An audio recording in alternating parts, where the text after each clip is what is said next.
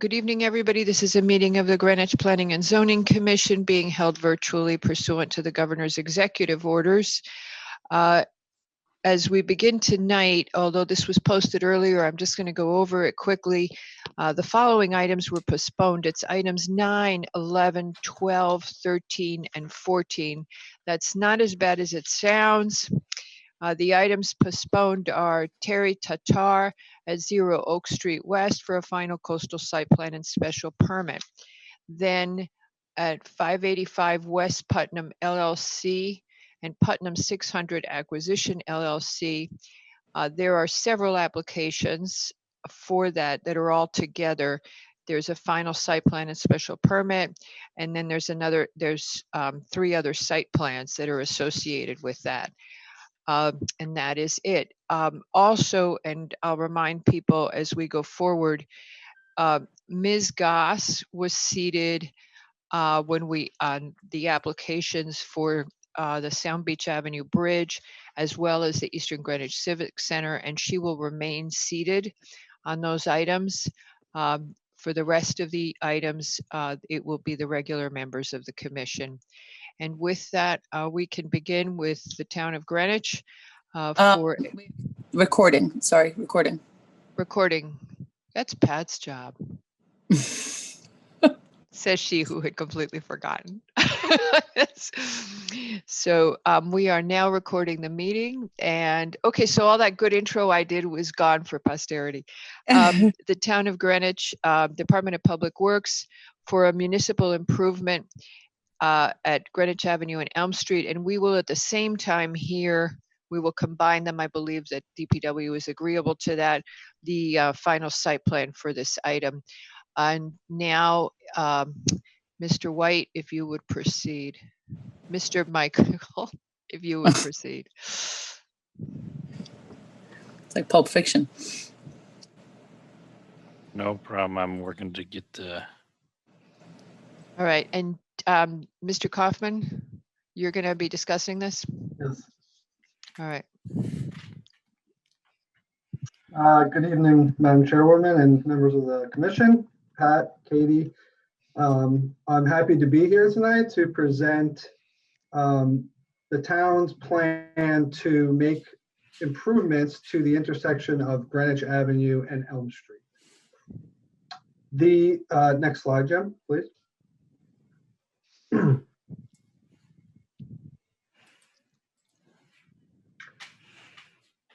When we first began giving presentations on this project to interested stakeholders, it was October 2020, which I'd like to note was the first ever National Pedestrian Safety Month, which leads right into our #1 priority for this project, which is to improve pedestrian safety. Other goals for the project are build a sense of place, increase green space, implement some of the recommendations from Connecticut DOT's 2018 road safety audit for downtown, improve accessibility for persons with disabilities, and we're hoping that this is a proof of concept for other intersections along Greenwich Avenue. First, I'd just like to point out some of the fantastic amenities we have here on the avenue. At the northwest corner, you have the decorative light poles with hanging baskets in the correct seasons.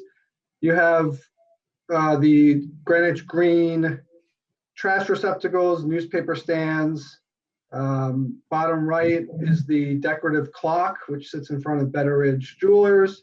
And then a picture of a tree where there's several trees in this vicinity, and then the town standard bench. All of which we're looking to maintain and place in better locations than they currently are. Next slide. Oh, could you go just back a second, just to take one more look at something? Okay, thank you very much. You're welcome. This slide shows the existing conditions. So here you see the parking spaces, the crosswalks and the curbs, and etc. Next slide here will show what we're proposing to do. If you could, Jim, just do a quick back and forth. There you will see the extent of the proposed improvements. So ultimately, what we're looking to do, as I said before, is to improve pedestrian safety. And one way we're doing this is by bumping out the curbs to decrease the pedestrian crossing distance. The pedestrian crossing distance across Greenwich Avenue, which is east to west, is going to have a 40% reduction in crossing distance and time. The other crossing across Elm Street will have a 5% reduction as well. We do this by bumping out the curb line to be in line with the parking spaces on the north side of Elm Street and on both sides of Greenwich Avenue. Another aspect of this project is to raise the intersection up to the elevation of the current sidewalk. And what this does is it creates what's called a speed table. And as you're approaching the intersection from the north, east, or west, you come to the stop sign, which currently exists and will remain. And you have a rise between the stop sign and the edge of the crosswalk of approximately 6 inches. And then as you proceed across the intersection, it's essentially flat. Another feature of this plan is we are adding dedicated pedestrian access for handicap accessible parking spaces at the northeast corner and the southwest corner. That way they do not have to travel into the street and to the crosswalks as they currently do. We're relocating one of the handicap accessible parking spaces to the west side of the intersection, as we have found that many of the ADA stalls on Greenwich Avenue are currently on the east side. We're looking to provide some on the west side as well. As you can see here, there's significant new green space, and we're really excited about that. We've been working with the Superintendent of Parks and Trees, the tree warden, discussing the trees in the area, the landscaping in the area, and we will be working closely with them to develop comprehensive landscape plans. You'll also see that on the north side of Elm Street, on both corners, there's a proposed bike rack, which is accessible from the sidewalk and from the roadway. We're also looking to install the town's now standard decorative crosswalk material, which has been recently installed further down the avenue at the Senior Center and also in several locations in Old Greenwich downtown. Other features of this plan are nice pocket areas for benches, trash receptacles, and an open space for a wheelchair to sit beside the bench. Those are the main features of the plan. I'd like to point out that we're not narrowing the roadway, we're not narrowing the travel lanes in any way. The travel lanes going south on Greenwich Avenue will be maintained at their current width, as will the east and west lanes on Elm Street. Finally, we're looking to relocate the loading zone on West Elm Street to be better accessible now that the curb is going to be bumped out. We were finding that it would be difficult for loading vehicles to get into the area where it currently sits, as there is a driveway in front of the new location that the loading vehicles will be able to pull up into and then back into the space and pull away as need be. We feel that all of these features, the raised intersection, the reduced crossing distances, the bump outs, the improved visibility by having the raised intersection between the drivers and the pedestrians, as a significant improvement to this intersection, as well as creating a sense of place and really making it look a lot nicer than it currently is, with more landscaping and decorative features. Next slide, please. So last week, we conducted a test run of this intersection with emergency services. And what this shows is we painted out the proposed curb lines. We set up cones along those proposed curb lines, and we had fire trucks come into the area and make all the turns necessary. And I'm happy to report that was successful. And I feel like this picture really gives a great idea, a great representation of what we're going to see in the future. with real conditions as we see today. Next slide, please. Here is a artistic rendering of what we feel the intersection will look like when finished. You can see the features that I was discussing previously: benches, landscaping. Oh, the other thing I missed before, which I'm now noticing, is the lighting at this intersection. The light posts are currently at the corners of the intersection that exist now. We're looking to bring those light poles closer. So this is showing the proposed new light locations. We feel this will really give great illumination to the intersection for pedestrians and drivers. Next slide. This is just a side-by-side to again represent existing versus proposed. And I feel like it really gives a great view of the new green space that we're going to have when this project is complete. It shows a lot of these areas that are currently pavement, they are now going to be landscaped. As for the schedule, as long as we hit all of our goals here with approvals, we're looking to start this work in the spring and have it completed before Memorial Day. Each corner will be done individually, so it would be excuse me, approximately 2 to 3 weeks per corner, and all business access will be maintained throughout construction. We've had conversations with all of the adjacent property owners, the adjacent business owners, and we will continue to coordinate throughout the design and construction. Mr. Kaufman, before I turn it over to the commission for questions, there was something that I heard at the Board of Selectmen that I'd like you to touch on. This is essentially, possibly, or hopefully, depending on how you want to look at it, the first of other projects. And this is part of an overall plan. You are viewing this as a pilot at the moment, I believe. And then depending on the input and what happens with this, you would then extend it to the rest of the avenue. Is that correct? Yes, that is correct. Okay, so this is a long-range strategic plan. Is the first node in a long-range strategic plan for the avenue to enhance the pedestrian access, to make it safer, and to landscape it more so that it is more welcoming. Correct. We're looking to improve pedestrian safety and really create a wonderful, a more wonderful, I mean, Greenwich Avenue is already a wonderful place to be. We're looking to improve that and just make it more inviting for the users.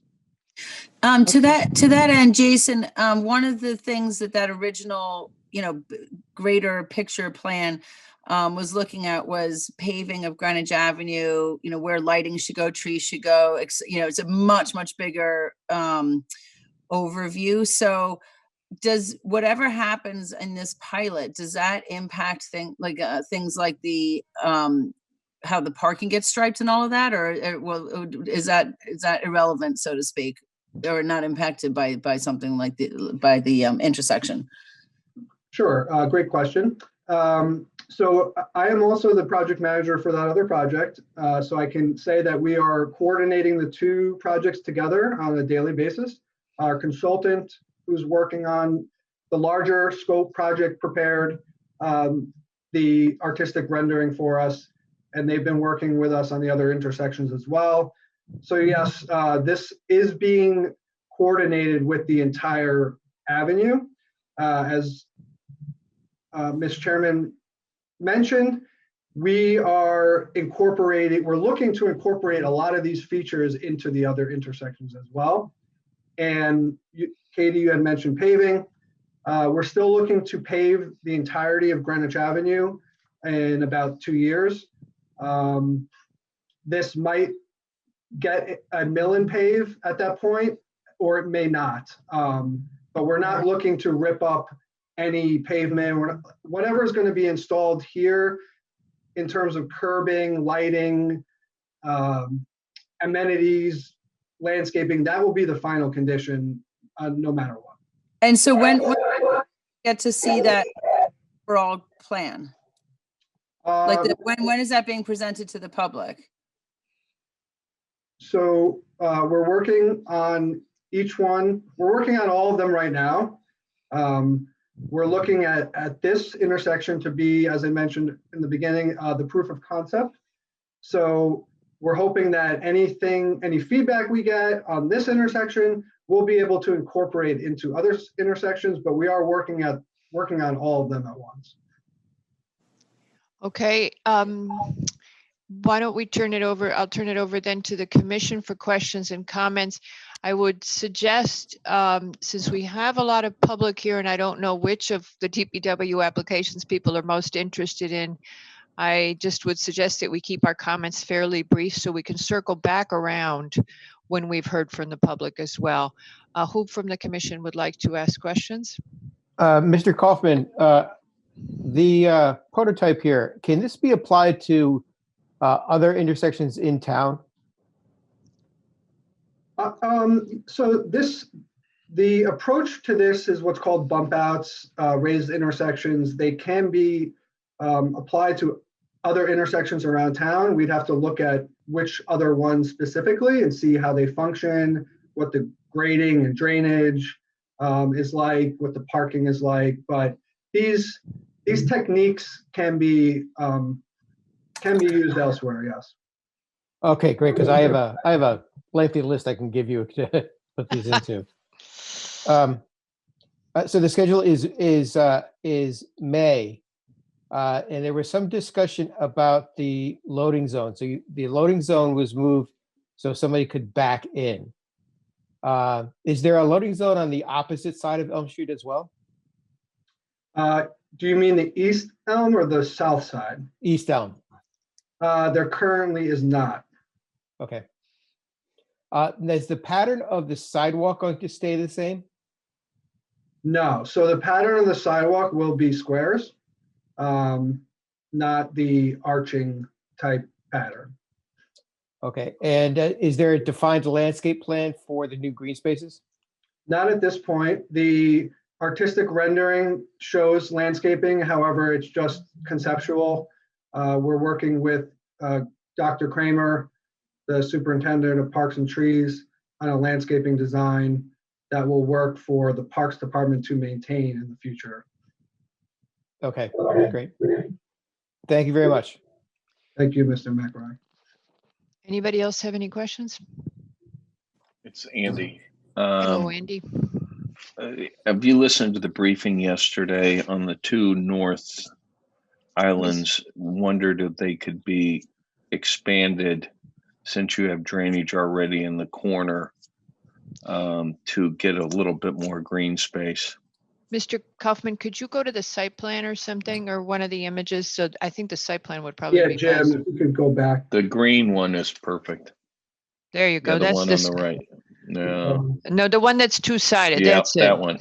There we go. So where you show that drainage structure, yes, there on both sides. Could that be increased at all? I understand you have some drainage. You were worried about snow, but at the south, they work very well, and just wondered if we could expand them a little bit. Sure, thank you, Mr. Fox. We did have many iterations of this plan before we landed at this one. We considered input from the Highway Division, who is in charge of maintaining the streets and sidewalks. We took input from Parks Department and other individuals, as well as the adjacent property owners. And what we found is that the same way that we do turning movements for fire trucks and other vehicles, we also have to think about turning movements and accessibility for the maintenance vehicles to be able to get into areas and do their maintenance in a timely manner. So based on that, we did not move forward with the triangular areas being green as well, just because they'd be very difficult to maintain in terms of leaf and snow removal, and also they create a potential for pocketing of drainage water. And just to follow up on Nick's comment, you couldn't do this on any of the post road, correct? Especially at the top of the avenue. Actually, the top of the avenue we are looking at as well. So the state doesn't have an issue with this concept. So the state, Hey, Jason, I can hit on that one. The Yeah. state, any areas on Route 1 would be very difficult for us to do this on. Yep. I know the top of the avenue, the section that we were looking to do work on was going to be on the Greenwich Avenue portion of this. So we would be doing bump outs basically from the right-of-way line south on Greenwich Avenue as you enter to kind of create an entry point. But yes, we have had conversations, and actually a couple of years ago, they had us remove something very similar to this over by Strickland Road because they're not big fans of these at this moment. So let's just say that. Okay. Well, Any, that just confirming that sounds what I would expect from the state. okay, anybody else have any questions?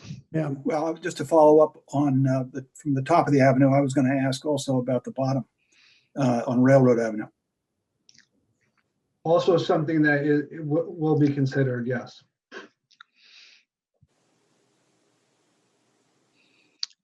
Okay. I just wanted to know if there's a budget for this project at this time. Yes. So last year in the capital budget, we received approximately a appropriation of $200,000. In looking at the project, we have some improvements that we're going to be doing to the drainage, and also some additional ADA accessibility improvements. The overall project is running us around, we're estimating about $250,000 plus some contingency money in there. So there's been a couple numbers that have been floated. You might have heard 300,000 at one point. We're trying to fine tune that as well as, through the concept phase. But we feel that the town has the proper appropriations in order to complete this project in the spring timeframe. Great. See, and also, I was just wanted to follow up on some of the comments made yesterday. I didn't know if you had any time to respond to any of these comments. Jim Michael heard your comments, so maybe he could respond. I can respond to the one about the fire truck and the elevated intersection. So the town's longest fire apparatus is 47 feet. Both directions, east, west, and north, south, will have a basically flat area of over 50 feet. So the fire truck would sit on the entire landing area before going back down. There wouldn't be any bottoming out or anything like that. Okay. Peter Levy, did you have anything else? The other concern I think yes. you had was kind of the what you called the quad approach of walking for people. Yes. And potentially aligning the crosswalks. One thing that we did notice that sometimes that a couple things may not come out as clearly. These are curbed in islands for the landscaping, and we're planning to put something other than just a grass turf. I know on this picture that I'm showing here, it looks like nice green grass. They're planning to put some sort of shrub type location in those spots. So we think that will help to prevent people.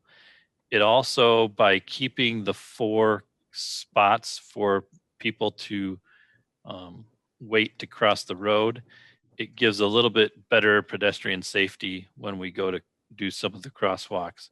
Because it gives people the drivers a location to look for pedestrians prior to crossing, and people to get together and cross the road. So we feel that this is kind of a safe situation. If I actually, let's see here if I can go to this one, if you even look at this, which is kind of the existing conditions where the existing crosswalks are, the crosswalks aren't directly set in the direct line of the roadway or the sidewalk itself. So people are making that kind of zigzag motion as they make the crosswalk. So. But the other aspect of that is the pedestrian experience of walking in a straight line, which is always preferred when you're walking, as opposed to having something intercede and having to go around it. So essentially when you're walking north-south, there's something straight in front of you, and you have to move to the right or to the left in order to move through the intersection, as opposed to something more gentle. See, it's much more gentle as you walk east-west, but when you're walking north-south, it's not nearly as convenient. Let's say it's not nearly the same experience. It's not quite as nice that way. So on that a little bit, Jim. So the reason why the east-west one is more gentle is, first, the south side of Elm Street does not have parking, so that curb line stays essentially where it is now. And the north side has parallel parking, which only bumps out 8 feet, whereas the parking on Greenwich Avenue bumps out 16 feet. So to get in line with the parking, you're out further.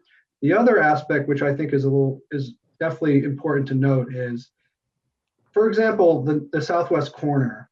If you were to open up that access point and make that radius, the detectable warning surface longer, basically, Jim, if you can point to the detectable warning, that's the domes that sit on the ground for visually impaired. If you were to make that longer and open up that access point, you're now pushing back the stop bar further west and creating a potential sightline issue with the drivers. So for safety reasons, as Jim mentioned before, we feel that tightening up the intersection, bringing all the pedestrians together, will have the greatest benefit here. Understood.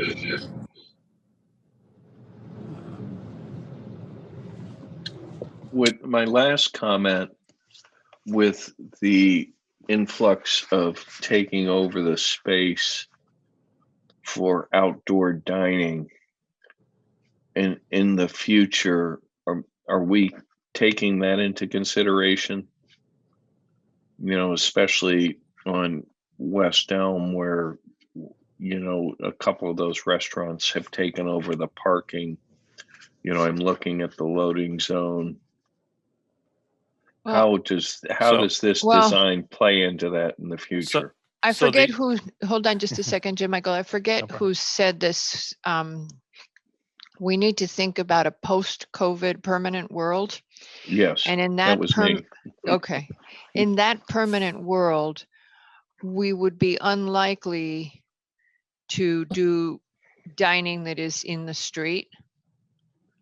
We're only doing it, we would allow probably parking for the extended time periods we're doing, but we would be less likely, I expect, and this would be, of course, a Board of Selectmen decision, not us, about the dining in the street. So now, Jim, you can answer the question, but I wanted to do that setup for you. Well, I just want to say quickly, though, Mr. Fox, that the good thing about the loading zone is it's only striping. It can be changed fairly easily if we start to see that it's not functioning correctly. We can monitor things. It's not curb lines, things that have to be ripped out and reconstructed. So that is a positive there. Mm-hmm. And then now, Jim Michael, I was going to say, then question. the other piece I was just going to say is the number of parking stalls on West Elm is the same number of parking stalls that we have. So we basically have the same space for potential for outdoor dining. If there is the desire to continue the outdoor dining past COVID experience, there's going to need to be a significant amount of discussion related to parking, because we have heard a decent amount about the impacts to the parking, not just on Elm Street, but on Greenwich Avenue as well. And, some of the zoning regulations will probably need to be discussed as part of that, on what's going to be allowed and what won't be allowed long term. I know that we've been working under the executive orders, but it's definitely something that we feel that as we move forward, there is flexibility here that we can make modifications if necessary. Okay. That was all I was looking for, is that it's in the back of your mind, but not a critical design element. In what world do we live? Okay. Is that kind of it for the commission? Can we turn it over and see if we've got public comment? Sounds Sure. good. Okay. Does anybody from the public wish to speak on this item? Please raise your virtual hand. Raise hand. And it's John Hegney. And go ahead, Mr. Hegney. And if anybody else wants to speak, go ahead and raise your virtual hand and I'll call on you as soon as Mr. Hegney's done. You can probably take down, Mr. Michael, you can probably take down the site plan right now. Okay. Go ahead, Mr. Hegney.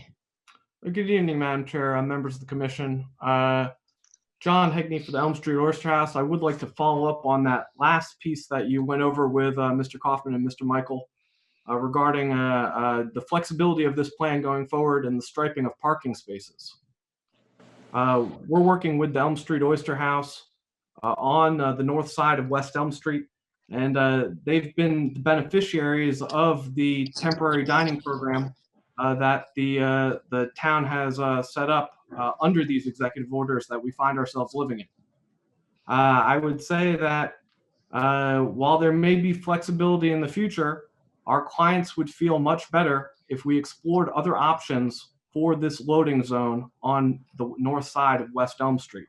In particular, we would ask that Public Works consider locating it on Greenwich Avenue. We realize everyone on Greenwich Avenue wants parking. We believe that if you relocate the loading zone, you'd be still impacting the same number of parking spaces, regardless of whether it was on West Elm Street or on Greenwich Avenue. Obviously, Public Works has put together a very impressive project here. We're not opposed to the concept. We would just ask that you relocate the loading zone so that it doesn't impact the restaurant and our potential for future outdoor dining. I have nothing further, Madam Chair. Mr. Michael, would you like to respond to that? Yeah, I think at this point, what we've tried to look at the variety of the loading zones in the area. We've tried to monitor the usage of the loading zone that's at this intersection. There is a decent amount of usage by the businesses that are on Elm Street there. And so we feel that, we will continue to look at this, and with the kind of hitting on one of Andy's initial questions with putting a loading zone on Greenwich Avenue, it kind of eats into some of the green space we were thinking of having there in order to be able to move trucks in and out of that area. I think that, like I said, we will continue to look at this and work with them if the, that's kind of how I would. You're address it. basically going to set up a dialogue with them. What you'll do is set up a dialogue with them on an ongoing basis so that if it's a problem, you'll be able to make some adjustment. Yes? Correct. Okay. All right. That sounds good. And just the loading dock is basically 2 parking spaces, correct? Approximately, yes. Because currently that loading dock is is next to the intersection, and you're suggesting moving it down further. Correct. One last question from me. The landscaping, Katie sent something on this today. The landscaping that's going to be done, the tree selection and the plant selection, et cetera. What's the process for that? So the tree warden / superintendent of parks and trees is handling that piece of it. He's working on this specifically to select products that he feels will be able to weather the storms that we have in this area. Let's just say that. Handle any snow removal situations. It'll probably be fairly similar to, which is what we worked on with the same position before, as it's on Route 1 over near Mason Street. There's a couple planter beds over there. It'll be probably similar plant selection as to what's in that area. The commission had discussed whether the plant selection and the landscaping should go to the ARC. Katie, you had a comment on that. Could you? Yeah, my only comment was if you wanted to go to a body, that it should go to the ARC as opposed to some of the other groups we've been working with on our Greenscape Committee and implementation of areas of the POCD. So what I'm thinking is we could do it so that, say, we gave you site plan approval, but that we asked you to review the landscaping with ARC, because you would need site plan approval to move forward, and you probably wouldn't want to finalize the landscaping until early spring, right? Correct. Late winter. Yeah, we're So waiting. we could just ask you. We could just ask you to go back to them and just run it by them. I think there's been a good equation between you guys and the leadership of ARC where you could, just. So would you have any objection to just running that by them? No, I don't. I think that's perfectly fine. Okay. And then I had one other comment, which is you were before us for the MI, and I would like to say that I believe that this is fully consistent with the 2019 Plan of Conservation and Development. In particular, the very first one of our guiding principles about maintaining community character and sense of place. And in that, very specifically, Objective 1.1b of the POCD, which says to use streetscape improvements, which is street furniture, sidewalk patterns, signage, and landscaping, as a way to foster sense of place and create distinguishing features throughout the town. I feel that this is what this project would accomplish, and that it would be consistent with the Plan of Conservation and Development. Does anybody else from the public wish to speak? I think not, because there are no hands up. Oh, one hand, Steph Cowie, if you would go ahead. Good evening, everybody. How are you? Hi. How you doing? This is Steph Cowie. I'm the Vice Chair of First Selectman for People with Disabilities, and I wanted to thank, obviously, Jim and Jason for the work that they've been doing. And we are in complete support of this intersection change. And I can't say enough, for just safety purposes alone, being someone in a wheelchair, this is going to be a game changer for people to feel, to your point, of a sense of community. And it allows you to do it in the right ways possible. And I'm looking forward to seeing that change and the town of Greenwich making these advancements. So I am in complete support, and I do happy to answer any questions ever, but thank you very much. Thank you very much. With that, would the commission be amenable to closing this item and making motions on it? On both of these items, I apologize. Yes, close. Close. Close. Andy? Close. I'm getting lost, Dave. Okay, so we will close this item. And Mr. McRae, if you would give us two motions, the first on the MI and the second on the site plan. Okay, Greenwich Avenue, Elm Street intersection municipal improvement, PLPZ 2020-307. The applicant seeks municipal improvement status to make major redesign of the intersection of Greenwich Avenue and Elm Street in downtown Greenwich. The commission finds that at a meeting on November 12th, 2020, the Board of Selectmen unanimously voted to approve the referral of the MI to Planning and Zoning Commission in accordance with Section 699A2 of the Town Charter.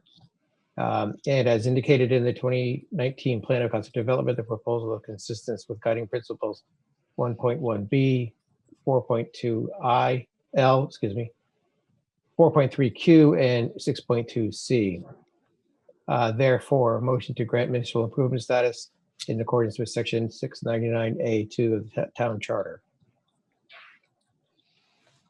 Okay, do I have a second for that motion? Second. Mr. Fox is seconded. Mr. Hardman, how do you vote? Aye. Mr. Fox, how do you vote? Aye. Mr. McRae? Aye. And Albin is aye. And with that, that motion moves forward. Mr. McRae. Okay, Greenwich Avenue, Elm Street intersection, PLPZ 2023-06. Her final site plan in the CGBR zone. Part of Public Works is applied to make pedestrian aesthetic and safety improvements to the intersection of Greenwich Avenue and Elm Street. Commission finds that the commission has granted a municipal improvement status to the project per section 699A2 of the Town Charter. Conservation has issued comments on 11/11/20 requesting greater effort to include bicycle lanes. Engineering, a drainage exemption was issued on 11/2/20. Parking, the applicant will reduce parking on Greenwich Avenue by 5 parking spaces, and the existing loading zone on the north side of West Elm Street nearest Greenwich Avenue located to the west of its current location, and dedicated ADA compliant parking spaces at the northeast corner of the intersection would be located to the southwest corner of the intersection. Emergency services, in a memo dated 11/10/20 from Fire Chief McHugh, stating DPW, Greenwich Fire Department, and Greenwich Police Department conducted a test of the mock-up of the proposed intersection. It was also attended by a select person Overlander, and there were no issues with the ladder truck making any of the turns in or out of the proposed intersection. Sewer Division issued a memo 11/16 indicating no issues to be addressed during P&Z phase. Therefore, motion to approve the final site plan noting the following: the final landscape plans to be coordinated between DPW Engineering, the Tree Warden's Office, and the Architectural Review Committee, and the applicant to address any outstanding staff or interdepartmental issues. I think, but I think very specifically the plant selection, plant and tree selection and layout with the ARC. Final Okay. landscape plans, yep, okay. Okay. Do I have a second for that motion? Second. Mr. Fox has seconded. Mr. Hardman, how do you vote? Aye. Mr. Levy? Aye. Mr. Fox? Aye. Mr. McRae? Aye. And Albin is also aye. Thank you very much, gentlemen, and good luck with that project. And now, since you're keeping us fully employed tonight, we go to the next DPW project. Are you both doing that one as well? No, Jason gets to go home, or gets to okay. turn off his screen. So it's me tonight. For this Okay, one. well, I'm waiting for the sun to set outside your office window. It's concerning me that it hasn't. Yeah, exactly. Good night, everyone. All right. Thank you so much. Thank you very much, Jason. The next items 3 and 4, and we will again combine the items, which is what we did the first time, for alteration or improvement of a scenic road on Sound Beach Avenue for a bridge over the Cider Mill Brook, and also for the final coastal site plan for this. Ms. Goss was seated for Mr. Fox the first time we heard this item and will remain seated. Please proceed, Mr. Michael. Okay, so as you mentioned, we are discussing the scenic road. As you have seen before, we are replacing a bridge on Sound Beach Avenue, just to the south of the library, Peratt Library, and adjacent to Binney Park. The bridge is approximately right here in the middle of the project. The extents of the final paving, mill and paving of the project are the area that's kind of the darker gray here.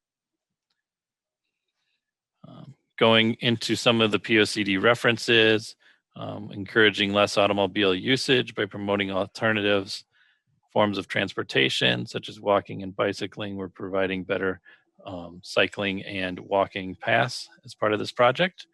We're also to continue to strengthen resilient measures against natural hazards, rising sea level, and the increased severity of storms. Also talks about, planning for critical municipal assets for long-term resiliency, supporting departments of public works effort to modify town infrastructure in their effort to pursue climate change resiliency and future public safety. So those are just some of the POCD references that we see that this project is looking to hit on as part of the improvements by raising the bridge to meet the FEMA elevation. Okay. I have a couple photos from this past weekend that were submitted by a Greenwich resident to us, showing how high the water does just get up in Binney Park due to tidal, influences. Here is the bridge that we're talking about, with the water basically to the very bottom of the structure as it currently exists. When we were last here, there was discussion about what's the bridge going to look like. We have a lot of different things, so we went and we took a look at the existing stone on the bridge, and you see that here and here, and you also notice that there are some wing walls that go out along the brook area that do extend up above the ground level. And so as a scenic road in the process, one of the things we are asked to do is to maintain what the facilities look like as part of that.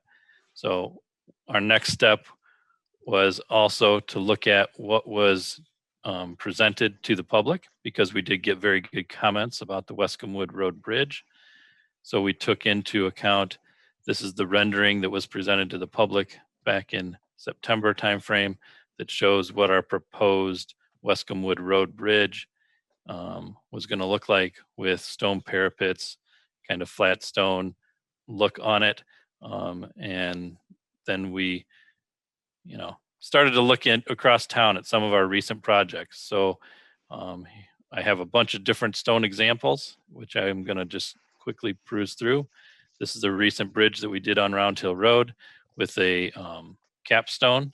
It's a solid capstone. Bailiwick Road Bridge, we got a similar type design. Something that was discussed yesterday was, could we face the front portion of the bridge structure with stone? Here's one that we've recently done on Bailiwick Road Bridge, where we have put the stone on the front face. So as you're looking at it from the side, you do not see the concrete look. That's something that we've been doing more frequently. Here's another example of stone that we've done, stonework we've done at the Riversville Road Bridge. At the last meeting, I pulled up this bridge, which is the Bering Hill Road Bridge. As you notice here, the concrete does show through still. We would be looking, as part of our new project, to put stone across that portion of that concrete, so that it only looks like stone from the park area. We also were asked to look at matching the stone to some of the surrounding area. So we looked at the stone in the lower portion of the Pratt Library, and then we also looked at the Wesskum Wood Road Bridge. We think, as the town Department of Public Works, that replicating some of the stonework that is here, even though it is slightly different than the current Sound Beach Avenue Bridge, is the best alternative, and that we're going to write our specifications such that it is to match the stonework similar to that at the Wesskum Wood Road Bridge. One thing that I'll make a note for, if you look at this picture, this is the same bridge as the prior picture, and you look at the difference in color, it looks like they're two different bridges, to be honest, between the grayness and the orangeness of this one. That's just based on the sunlight and the way that the camera takes the pictures. We will do a mock-up of any stonework on the new bridge abutments to match prior to giving them the go-ahead to move forward with the project. Another thing that we have to do is we have to do curved end walls for crash protection. We can't have a blunt object sitting out. So this is a sample of some curved end walls. You'll also notice there's full bridge rail here. This was another alternative that we looked at. It's not one that we prefer, but it is something that we did explore to provide an opportunity for feedback on. Here's a recent bridge that was just completed in the past few months on Oneida Drive here in town. It features stone end walls with the bridge rail. This was constructed this way primarily because we needed flow to be able to go over top of this bridge because of the location. Another recommendation at the last meeting was, could we put some railing over top of the stone parapets? So we reached out to several of our colleagues across the state and found a few different locations. Here's a location that has some stone with the railing at the top to extend up. Here's another possible design that's done out there. And then here's a follow-up, which we feel this probably best replicates something similar to what we'd be looking at if we were to go with that type of an option on Sound Beach Avenue. When we look at, because of the location of the railing and the height of our railing, it does need to be what is considered a traffic safe railing because it does meet the traffic height. So there's two real options. One that kind of looks like what we call an airplane wing, which is this one here. The other option is kind of a box beam railing piece, which would be the very top portion of these three railings. So it would be similar to this one. Those are the two that would meet traffic safety. If we were to want to go with a even higher railing, we could do something a little bit more decorative, but we've been trying to minimize the height of the overall structure with our design to be at the 42 inches, which is what the minimum height that we can make it is. Just as a point of reference, I asked a couple people that I know. I think it's important, Mr. Michaels, given all the email traffic that we got, if you just digress for a second and explain why the minimum height, and because several people who wrote in did not know why you were making it as high. So would you just comment on that again? Right. So state and federal standards for bridge design require the town on any height of a parapet or fall protection along a roadway for it to be a minimum of 42 inches. As you can see from this bridge that this is a blow up of the Oneida Drive Bridge. From the pavement elevation to the top of that rail is 42 inches. That is what the minimum bridge, allowable bridge height is. So that is our standard that we have to meet. That's not something that we can fluctuate from when we do a new design. So, Mr. Okay. Michael, that 42 inches is from the roadbed or the sidewalk? From the road bed. Okay. So then technically as a pedestrian going across, I'm 6 inches higher on the sidewalk. So it's going to be probably be 30, right around 36 inches from the top of the sidewalk. okay, so about waist height or the height of a kitchen cabinet, 36 inches. Okay, correct. Thank you. Yes, and helpful. that's the one thing I did reach out to. A couple friends of mine one of them has a Mini Cooper, because I was like, what's the smallest car I can get here? I found a Mini Cooper, which is my next door neighbor, and our Public Works Commissioner drives a Prius. The height to the bottom of the window is about 40 inches from the ground. So if you're sitting in a vehicle looking out the window, it's well below the height of what these railings and parapets would be. So, so then we had our consultant do a few renderings. Here's an existing photo, and then this is a rendering with the new wall. This is a full height stone parapet. As you can see, it reaches to about waist high or so on the pedestrian there. Like I mentioned before, the stone here this is a rendering. It's shown to kind of replicate the rounded look. But the color would be to kind of match that of the Wesskum Wood Road Bridge. If you know, like I mentioned before, the orangeness may be too orange. It may be trying to blend in more with the fall colors rather than what the grays might be out there. Our intent would be to match what's matching in Binney Park. Here's a similar one with the top rail. We've done this rendering based upon kind of the airplane wing look railing, and that's kind of what this replicates here. We would still need at the very ends for the end treatments to have the full height wall as it curls around, but that is what the look will be.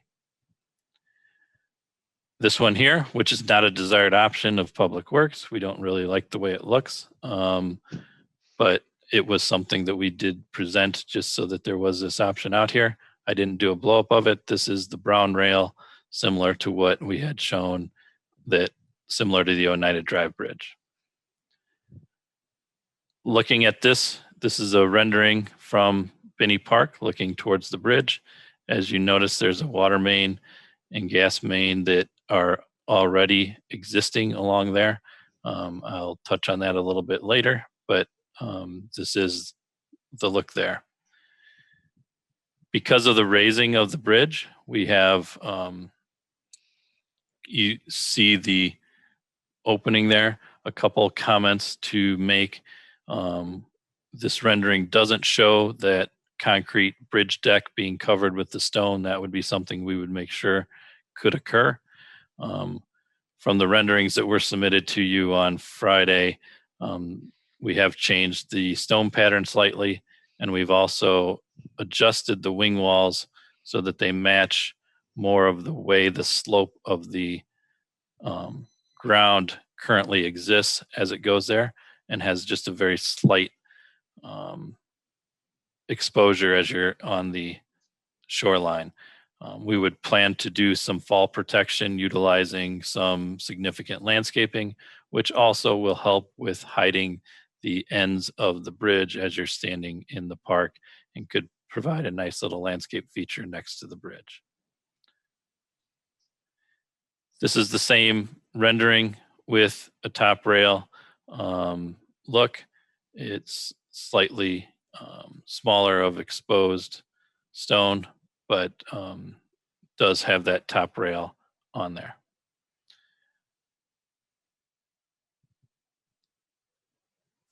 Here's a look of the full bridge rail. I won't go into that too much because this is definitely not a desired option, and I don't believe the commission is very interested in this as well. So one thing that we have, DPW's preference would be the full stone parapet. We're going to be working with the gas and water company to see if we can relocate those pipes outside so that we can see the entire side of the bridge and get the pipes there. We have had initial conversations. We just have to make sure that there's enough space between the roadway and the top of the bridge structure for those pipes to fit, or the sidewalk structure to fit, because the last thing we want to do is raise this thing anymore by just putting something in there so that there's space for those utilities to be. We're trying to minimize the height. We'd face the bridge structure with stone. The stone color and design would be that which kind of matches the Wesskum Wood Road Bridge.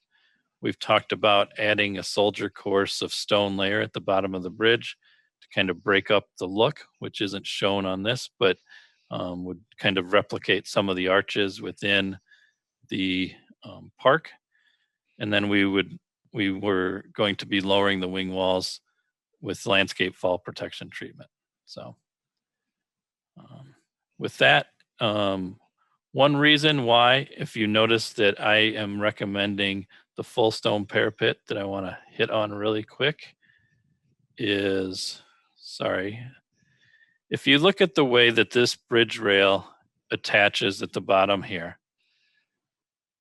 if we were to place stone, we're still going to have a slight exposure of a concrete pad for those attachments to be.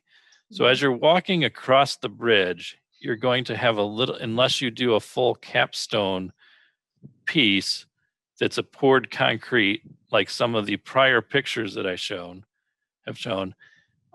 we don't like really the way that looks. We think with it still being a 42-inch high parapet, that the stone look will be a little bit more attractive. And sometimes those attachments aren't as pretty as what they may need, may be able to be when they're a, more of a residential handrail in your house or whatever. When we have to deal with these traffic impacts, it makes it a little bit more difficult to make those attachments. So that's why I personally like the looks of it. I'll kind of I'm an engineer, so I kind of let sometimes some of the aesthetics aren't necessarily my forte, but I think that's kind of the reason we've leaned more towards that.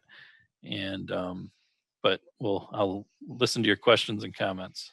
Before you do that, one thing that you mentioned, I didn't hear you say it this time.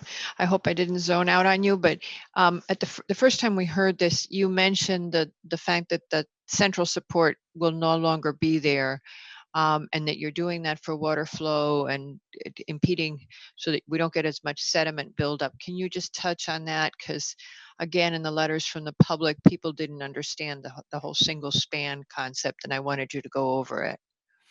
Okay, so yes, so the current structure is basically equivalent of a two-span structure. Part of it was built in the 1920s. The other part was built in the 1970s. There is a significant amount of sediment that is built up in one half of the bridge, and in addition, it helps to removing that center pier helps to improve the way water can flow through there. You're not going to get branches, you're not going to get sticks caught up on that, which tends to help build up the sediment. In addition, when we've looked at placing an arch structure, we looked at what is the hydraulic opening that is necessary in order to accommodate the amount of flow through there. The squared structure is accommodating the flow. It matches the current existing structure. If we were to do an arch structure, we would need to raise the bridge even more to accommodate the flow, which we're not big fans of. We're trying to minimize the height that we go upward with this. In addition, we would need to be, going back.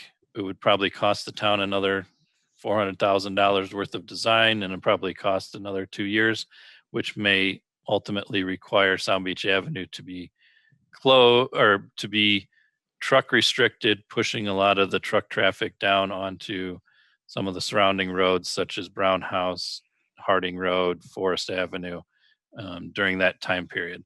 So we feel that in doing this design, we've been working on this since 2012, and we feel that we have accomplished a positive project that will accommodate the desires of many of the residents. Okay. We had discussed at the briefing yesterday that before the commission asks any more questions, that we turn it over to the public for comment so that our comments back to DPW can integrate everything we hear from the public, and that we have one go round and we try to get everything done in one pass. Is everybody still amenable to that, or does somebody want to jump in and comment now? Okay. Let's move ahead with public. Okay, before the public begins to speak, if everyone would just bear in mind some key points that Mr. Michael has made. The bridge must be raised. We saw that just this Sunday, which was one of those seasonal very high tides, we had the water very high, and that's not even an abnormal once every whatever storm event. That's just a high tide. So the bridge must be raised.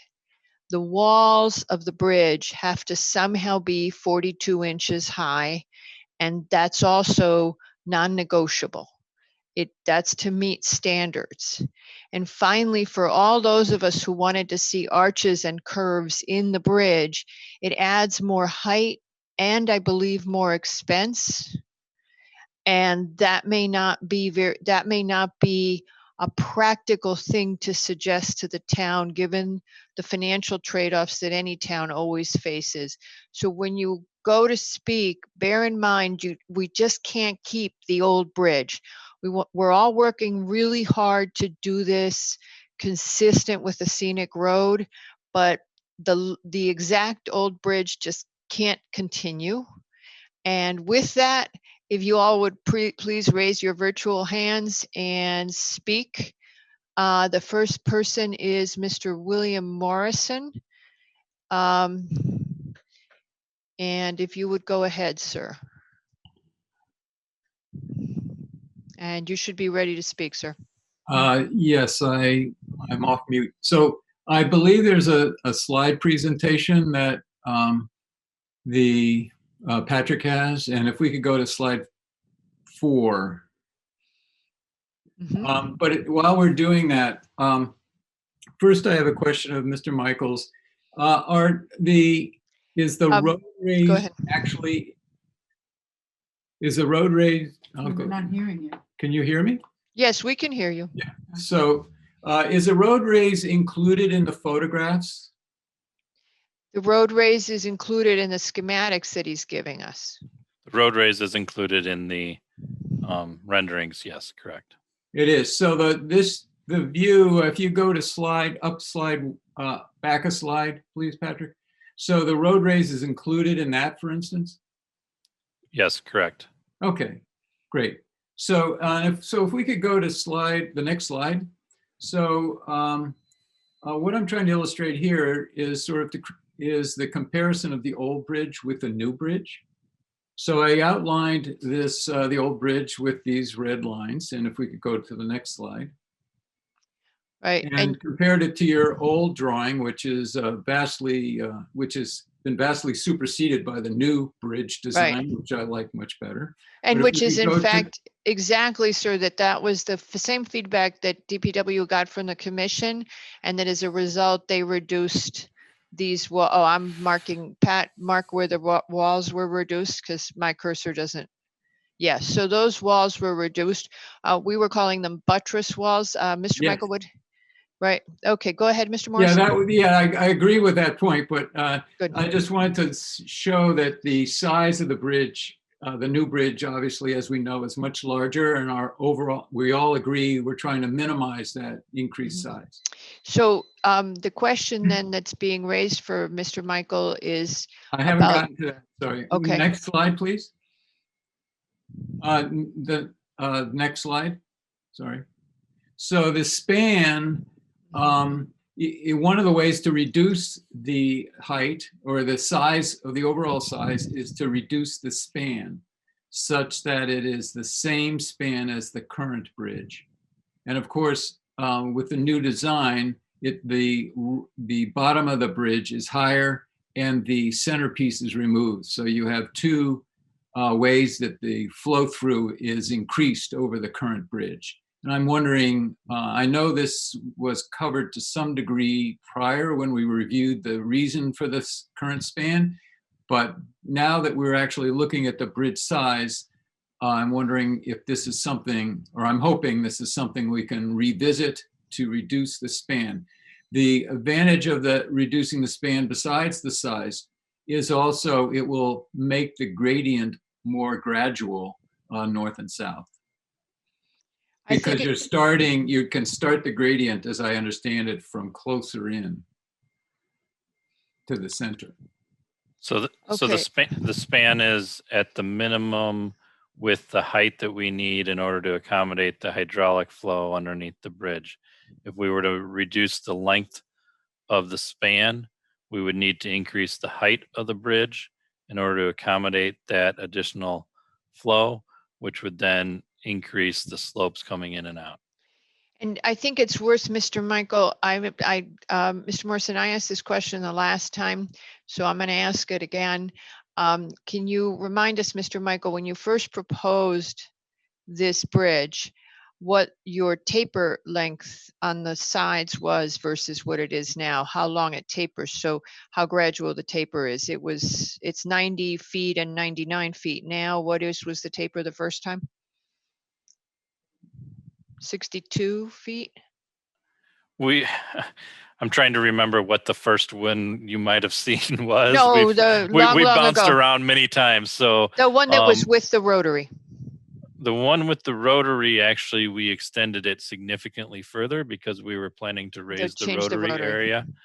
On the south side, what was your taper distance? But the south side was, and we actually, as part of that, we planned to raise the road all the way almost to Wesskum Wood to accommodate the flooding elevations. So those were all, so it was significantly different project, but we're trying to minimize the impacts to this area and only do the bridge project as this proposal.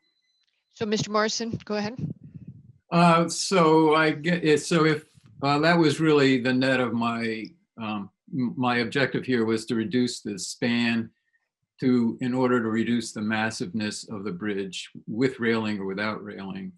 And I guess the other thing that seems to be closed is the change to the span. And you had you set the table at the beginning with a number of, for non-negotiables, and I guess the span is 1. Is that correct? Yes. Mr. Michael, yes. Yes. There Okay. you go. Yeah. But we're trying to reduce how visible it is really what we're trying to make the profile softer. Mr. Morrison, is that That's it? it. I think you cleared Thank that you for up. I don't agree with that conclusion, but let's move forward. Well, we'll get Mr. Michael to talk about it a little more at the end. The next speaker is Arlene Lamazzo. Arlene, if you would go ahead. And hang on. Yes, you're in good shape. Yes. Arlene, you have 2 devices on, I think, or did you turn one off now? Well, I have one device. Hang on. Okay, good. You're all set. Go right ahead. Good. I just want to oppose any addition of a rail, whether it's a single rail or whatever. I don't think a rail belongs anywhere on or near that bridge. I think the stone is beautiful, and I think 42 inches is fine. I see no reason for a rail. It serves no purpose to my mind except to be sort of an eyesore. That's my comment. Thank you. Thank you very much, Ms. Lamazzo. We'll address that later because that was a subject of significant discussion from the commission. The next speaker is Lorraine Lovejoy. And ma'am, if you would go ahead.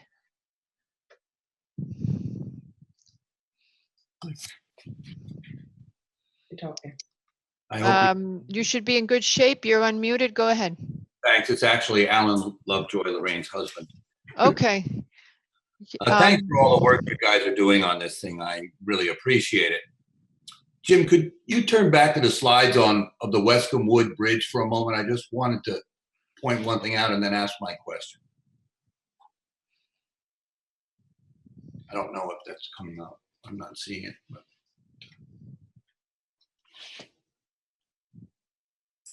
Wesskum Wood, not Bering Hill. Oh, you're getting it. Sorry. You got to be patient, Yeah, I understand. A lot of slides, a lot of information. Are you looking for the existing Yeah, condition? the existing Wesskum Wood, the one that you did originally in there.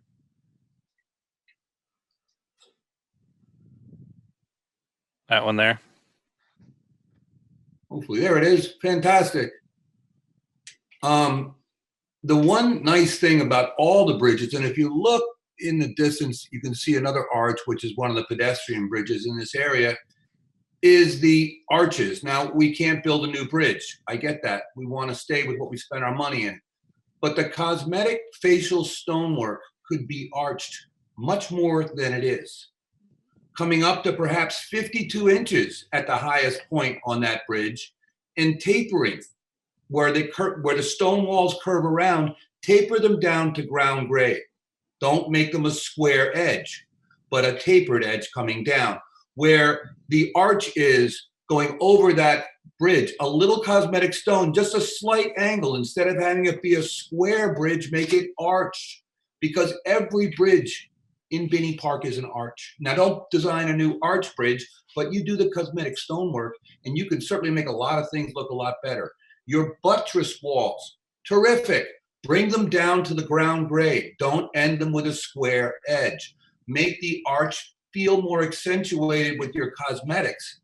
And my question is that a real expensive thing that's a no-go, or might that be something to consider, because it would certainly look a lot better to the eye?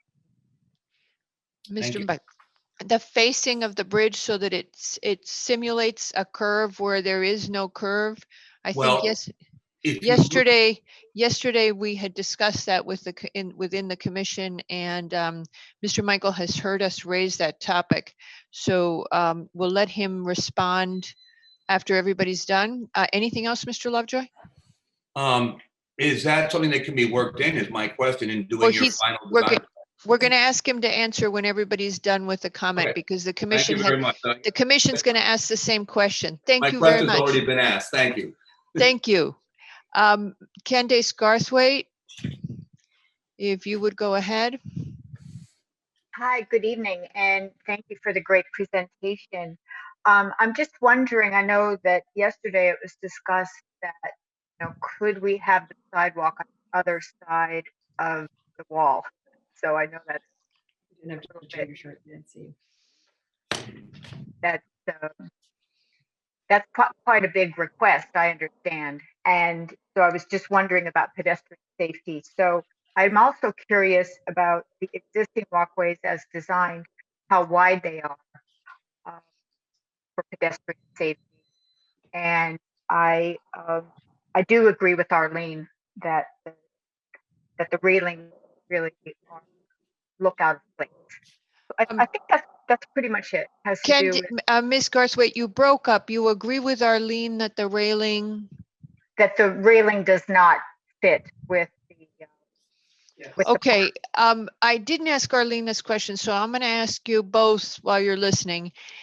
The present railing may not be as aesthetically pleasing as the present design may not be as aesthetically pleasing as we might accomplish. The idea with doing the railing is to you reduce the overall visual obstacle that the bridge creates, because instead of needing 42 inches of solid stone, you would reduce it by how much, Mr. Michael? You could reduce it by 6 to 9 inches, probably. So it's just whether 9 inches may not be worth doing, but it was actually a suggestion that came from the commission the first time we heard it. I don't know if you recall that, Ms. Garthwaite, but one of the commissioners was asking if you could reduce the optical effect of the bridge by lowering the stone height and adding the railing. But if y'all don't like it, it'll give us input. I think I agree with that, because visually you can see you can see more when you have a railing versus a solid stone. So I do agree with that. That's why I like the idea of putting the walkway on the other side of the bridge. So I think Lovejoy's need to be muted. So yes. Okay. All right. Okay. So food for thought. The pedestrian, and we talked about that yesterday as well, moving the pedestrian path. And I think it's going to be there. We haven't asked Jim Michael how he feels about what their take is on it. So we will. Anything else, Ms. Garthwaite? No, that's it. Thank you very much. Mr. Pugliese, you're next up. Good evening, and thank you for allowing me to speak. I think we've come a long way on this project since it first started. I'm happy to hear that the 42 inches is from the roadbed and not from the sidewalk, because I think that makes a big difference for the pedestrians walking over the bridge. I tend to agree. Originally, when I supported Mr. Levy's suggestion of having the railing on top of the bridge to reduce the apparent height of the wall, or actual height of the stone wall, I was envisioning a 2-inch or so diameter railing that would be inconspicuous, not a highway standard crash rail. So I support eliminating the railing. I also think that Alan Lovejoy's suggestions of getting the buttress walls as close to the grade as possible is a positive step. And I would make one further suggestion, which is to, once the stonework is done, paint that pipe to blend in a little bit more with the stonework. You can see how jarring it is in Bruce Park to have that green bridge, which could have been gray and would have had a much different effect. Thank you. Thank you very much, Mr. Pugliese. Okay, does anybody else wish to speak at this time? I think otherwise we have one more speaker. Mr. Hine, if you would go. Oh, wait a second. Well, go ahead. There's another speaker after you. Go ahead, Mr. Hine. Oh, sorry, I just muted you by accident. Go ahead. Thank you very much, Madam Chair, for allowing me to speak, and to the committee and Mr. Michael. I actually wanted to participate. I don't live in Old Greenwich, but I'm an architect and member of the ARC like Mr. Pugliese, but I just, as a private citizen, wanted to say that I was following the conversations, and I just wanted to add my 2 cents if I could. I think the current slide of Wesskum Wood Bridge is really just a treasure for the community and really sets the tone of what is the character of the community. And of course, we want to contribute and always build on that character, not diminish from that character. So I think the discussions that I'm hearing and the good work of Jim Michael and his team has really responded, I think, really well to, trying to stay within the character of the community. And I just wanted to point out a couple things that I was key on, and I think you're pretty much there. And I just wanted to kind of emphasize 2 or 3 points that I thought were important. First is that I think, as members of the community said and the planning board members said, you want to reduce the optical massiveness of this bridge. You want the perception of this bridge to be in scale with the scale of the pre-existing bridges in. Oh, I'm sorry, we lost you. Oh. There you go. Okay. I think that there are architectural techniques that can be employed to achieve that goal. Mr. Pugliese, I'm so sorry. Mr. Michael, would you go back to one of the renderings of the proposed bridge so that Mr. Hine can refer to it? If it's possible, could you show the Wesskum Bridge at the same time? Can you do a split screen? Because I think you'll find that you're really achieving many of these points that I just wanted to emphasize. I can tell you what they are while you're trying to do that, but if not, unfortunately, I'm not going to be that high tech with that. Okay, well, they're pretty straightforward. I mean, I listed them, and I think you've got it. I mean, I think the most important thing you can do, honestly, is to mask the exposed concrete beam at the bottom of the bridge with a soldier course of stone, and you've noted that that's something that you'll be working on. Whether or not there's a keystone, there's obviously structurally no reason for a keystone on a flat arch other than sort of a historic tip of the hat. So the fact that you're masking the exposed concrete with a soldier course, I think is wonderful. I think, as the other speakers have said, the fact that you can match the stone veneer patterning and color as closely as possible on the sidewalls of the bridge to the Wesskum bridge, I think will make this really look like it's historically correct. There was one detail that I thought still could be improved upon, which is the capstone. I think the capstone, if you go back to Wesskum Wood, you'll see that there is a capstone, and I think it figures very importantly in the historic scale of the bridge, and it's part of the character of the neighborhood that I think you should emulate.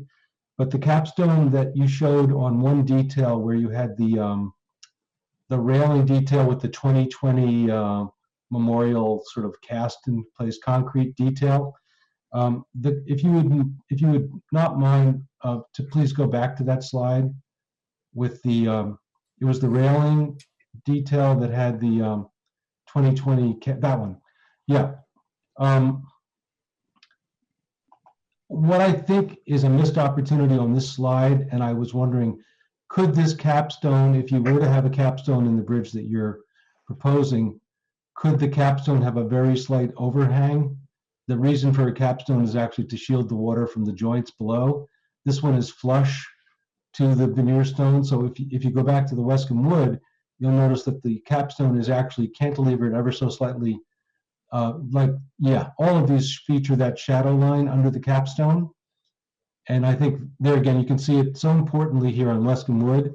And that shadow actually reduces the visual mass of the stone wall. Just the fact that it's casting a shadow and there's movement would be very important. The other thing that you'll notice in this slide is you have very deep joints, and those also cast a shadow, and they become a little bit more alive than the flush joints that you'll see on some of the modern stonework. So again, that gets to the actual detailing of your stone. And honestly, I think those are the main points. I really support the fact that the abutment walls are curved. The more they can be curved in elevation and in plan, the fact that they don't meet the bridge at 90 degrees, I think is wonderful. If you look at Olmsted's work, all of the abutments in Central Park address the water flow on the angle of the water flow. They're not necessarily just arbitrary 90 degrees to the face of the bridge. I personally think that the railing serves an important purpose to reduce the visual mass of the bridge, and it does add some architectural detail. I do agree with the other speakers that the railing is less than ideal, so if there was a way to add some more detail to that.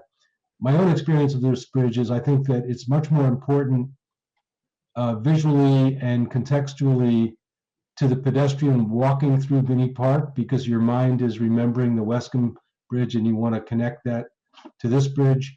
So I think from Binney Park, the railing details would be less offensive. Clearly they're not ideal, but most people going over the bridge are driving it. So I think that the visual appearance from the distance can be mitigated and improved by the railing and reducing that 9 or so inches of mass. But again, that's just one person's opinion. So thank you very much for allowing me to speak.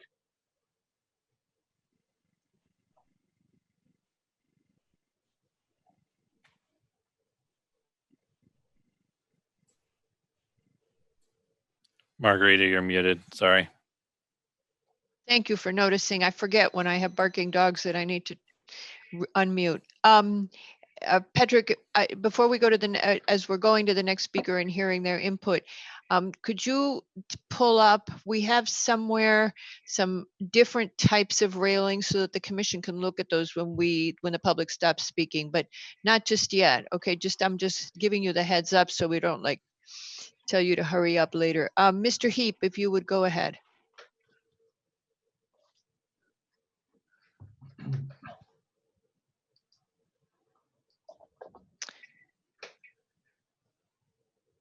He's coming. And you should be all set if you just need to unmute yourself. Adrian Heap, if you would unmute yourself. Adrian Heap. There we go. Yes. Okay. Okay. I have a couple of questions. One question, really. The drawings show that the very long concrete wing walls made of rubble and concrete mixed running up under the bridge on both sides of the stream. And I wonder, are these going to be visible? If so, they will be sort of unsightly, I believe. It's not like the Photoshop drawings where you show the water on top. Will these be under the water, or will they be visible? Just one comment. I would prefer having a lower wall with a smallest railing possible on top to have less massive look about the bridge. Mr. Michael, would you like to answer that? There will be some of the wall underneath the water, and there will be some that will protrude up above the water to basically match the shoreline and follow the shoreline is what our most recent design modification has been. So there will be some, but it won't be significant, that will be visible, especially from the ground side. Mr. Heap, anything else? But no, I wonder whether that's going to be an eyesore or not. Anyway, we did a drawing of that to get an idea. Thank you. That's my question. Okay, thank you very much. Margarita, do you want to put the picture back up to show the new design? Sure, great idea. Thank you. That would be Mr. Michael, not me. Now, there are two people who've already spoken who have their hands back up. So, Mr. Morrison, I would just ask you to please make it very quick. Yes, a follow-up. Thank you very much for a second option here. The follow-up with Mr. Hines, I think very insightful remarks. And that is, if you look at the Wesskum Wood Bridge, there's two curves. Not only is the capstone, there's a capstone, but it's also curved down, you know, it's got a crest in the center and arches downward. And then opposing that, you have the curve underneath the oval shape through which the water passes. And I think it's that kind of, those two curves taken in conjunction add a lot to the beauty of the bridge. Great. Okay, thank you for that. Mr. Pugliese, you wanted to add something. Yes, thank you. This is an engineering concern. Oh, I'm sorry. Go ahead, Mr. Pugliese, go ahead. Sorry, this is an engineering concern that I raised last time and I still don't think has been adequately answered. And my concern is when you looked at the photograph that Mr. Michael showed of last weekend's flooding, most of the flooding is on the tidal side of Binney Park. It comes through the park. We're increasing the potential volume under this bridge significantly, and then it ends up hitting the Harding Road Bridge. And my concern is that that flooding will then spread out into the low-lying area on the northern side of this bridge. And that's my major concern, is what the impact will be on the library and the adjacent residential area. I think what you also said at the last meeting, Mr. Pugliese, was that this bridge is impacted by both tidal flooding as well as stormwater flooding, that both affect it, that it's severe storms as well as particularly high tides as separate or combined events. And you were asking whether that had all been considered. Okay, so with that, we've heard all the public comment. And I now turn it over to the commission so we can integrate everything we've heard. Mr. Michael, we can wait. There are a couple of things that everybody keeps asking you, but why don't we see where the commission goes with it first? Who would like to go first? I'll go first. Okay. So I think that the tapered walls of the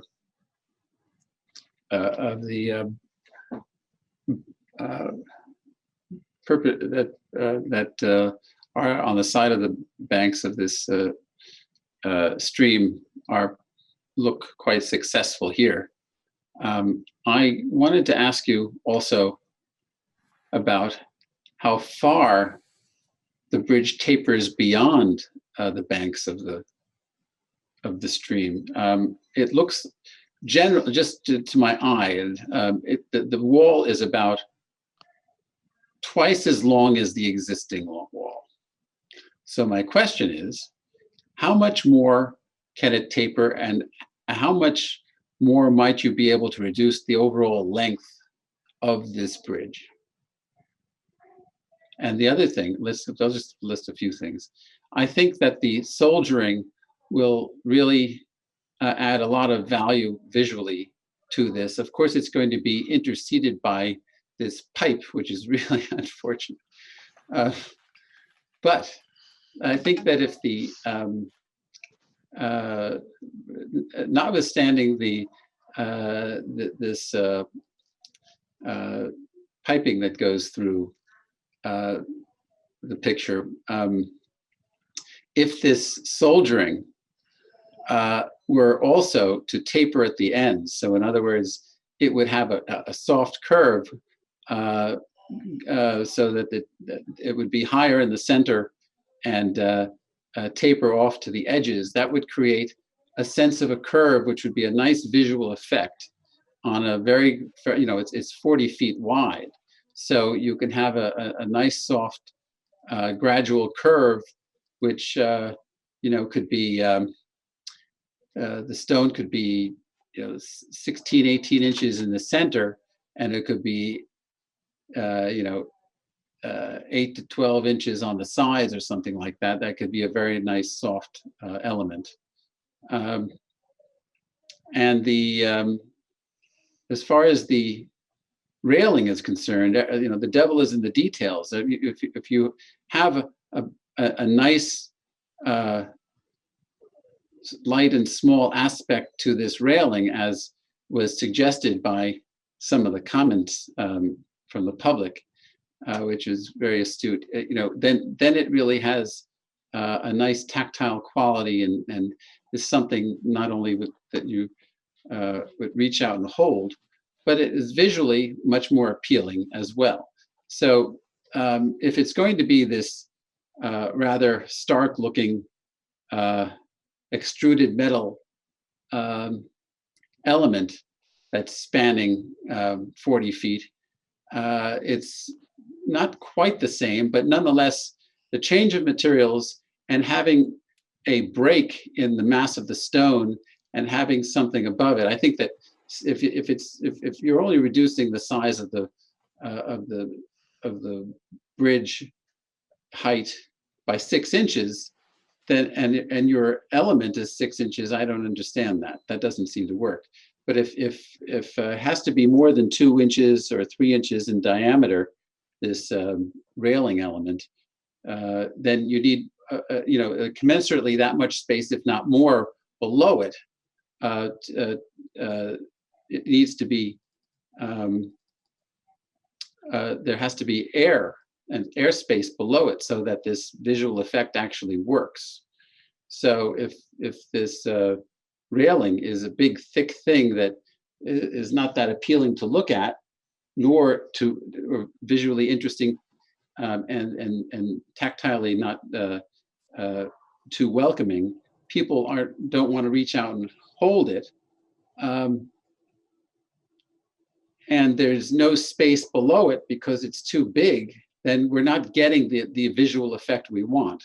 There has to be a spatial relationship between this railing and the space you're creating to reduce the size and creating that Mr. Levy.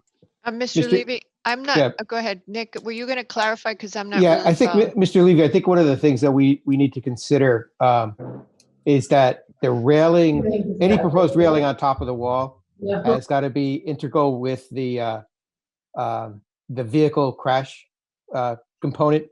It's got to be thick. It's because it's part of the wall that actually keeps vehicles on the bridge. Yes. If we lower the bridge wall to make it more open, then we have more rail that's the same thickness.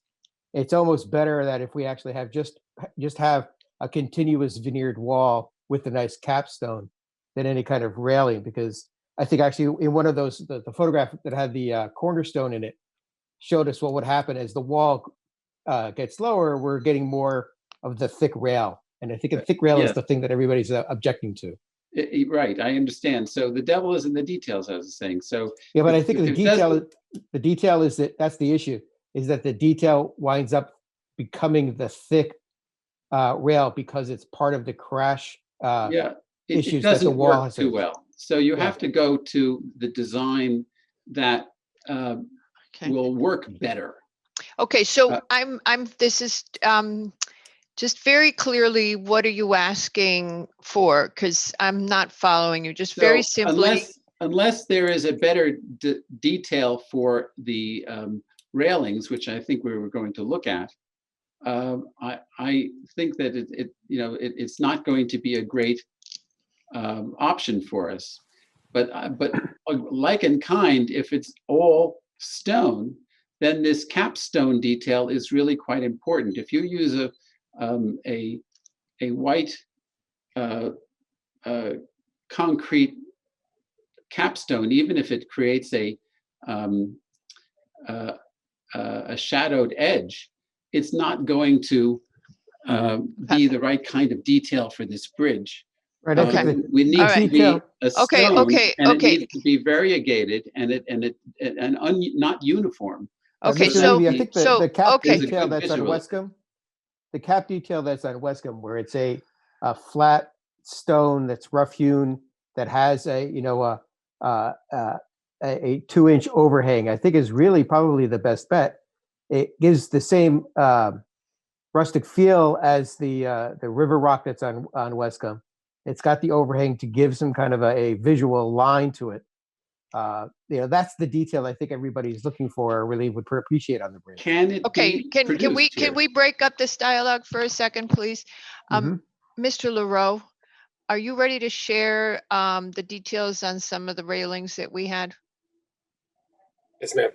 Mr. Michael, if you would drop your share. Oh, it is, yeah. I don't know who's doing the slide share, so whoever it is, yeah, there we go. And then.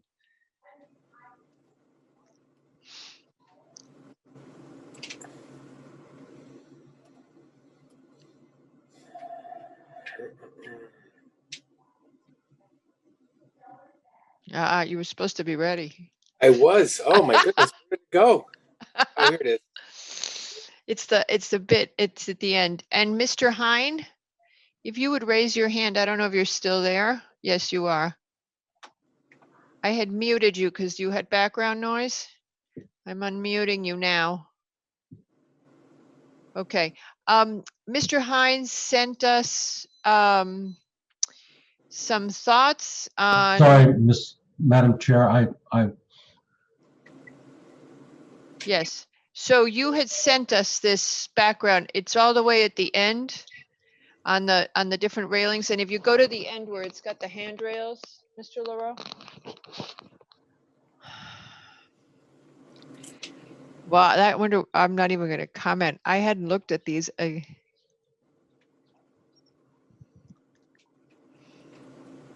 You sure this doesn't look right to me anymore? I don't remember any of these. Well, I went to the end, so maybe that's what it was. I do. Here we go. Okay, wait, there we go. So here's a railing, and go back up to that one, and then go to the top. Okay, so there's a railing. There's another railing. There's another railing. So what Mr. Michael has given us, pedestrian railings. No, go back down. No, you don't want to do those other ones. Those are for the span. There's the spanners. So go back down because there's some more at the very end. Okay, there's a little X one. So when we're talking about the railings, I think that's it, Mr. Hine. Did you have anything else of these? no, Madam Chair. Can you hear me all right? I'm sorry. Yeah, we can hear you. You just had background noise, so we had muted you for a while. Yeah, I just wanted to say that I think that there may be more things available. And again, Mr. Michael has the expertise with this level of work, that there may be other examples in the marketplace that would provide a little bit more historically correct detail. That's all. So but the bottom line is people aren't finding the current idea for a railing inspiring, Mr. Michael, but there may be designs that you could use instead and that don't affect your cost. So is that amenable to you?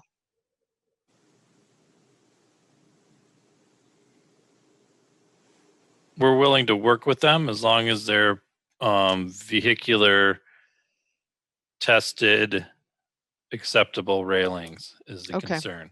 Yes, and these are from the Indiana Department of Highways or someone. I'm sure they're friends with you. Okay. See, he laughs. And what you have for, a lot of here is basically those brown rails that I shown. Yeah. With some feature in between them. Yes. Rather than just being I blank think in between them. there's a concern about the your rails being a 9-inch diameter. Can you come down on the diameter at all?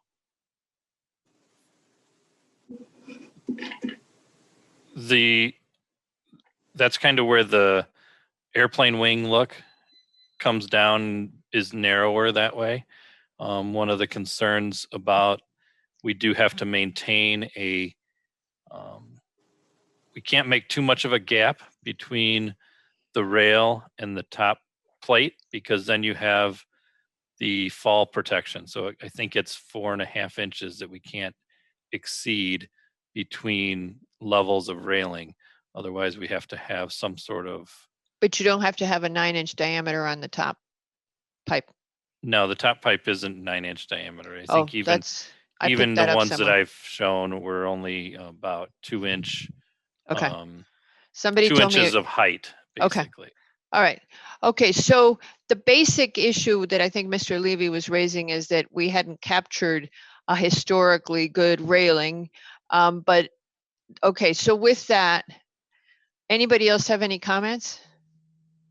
Well, I just wanted to have, I didn't get a comment on the soldier coursing and having soldier coursing taper at either end, as well as if there was any way to reduce the actual length of the wall itself overall. I think that question has been raised before. You might as well answer it. The length of the wall, Mr. Michael, you might as well answer it again. So the length of the wall is at the minimum of what we can do. The soldier coursing, we're happy to work with whomever on that. We're happy to work with Mr. Hine, with yourself, whatever, whomever we want to on exactly how we want to detail out that soldier course. That's something we're happy to incorporate into the design. Thank you. I'm gonna, if you don't mind, I will just hit on the ability to make an arch look with the stonework as you're looking at the end, but still maintain the bridge.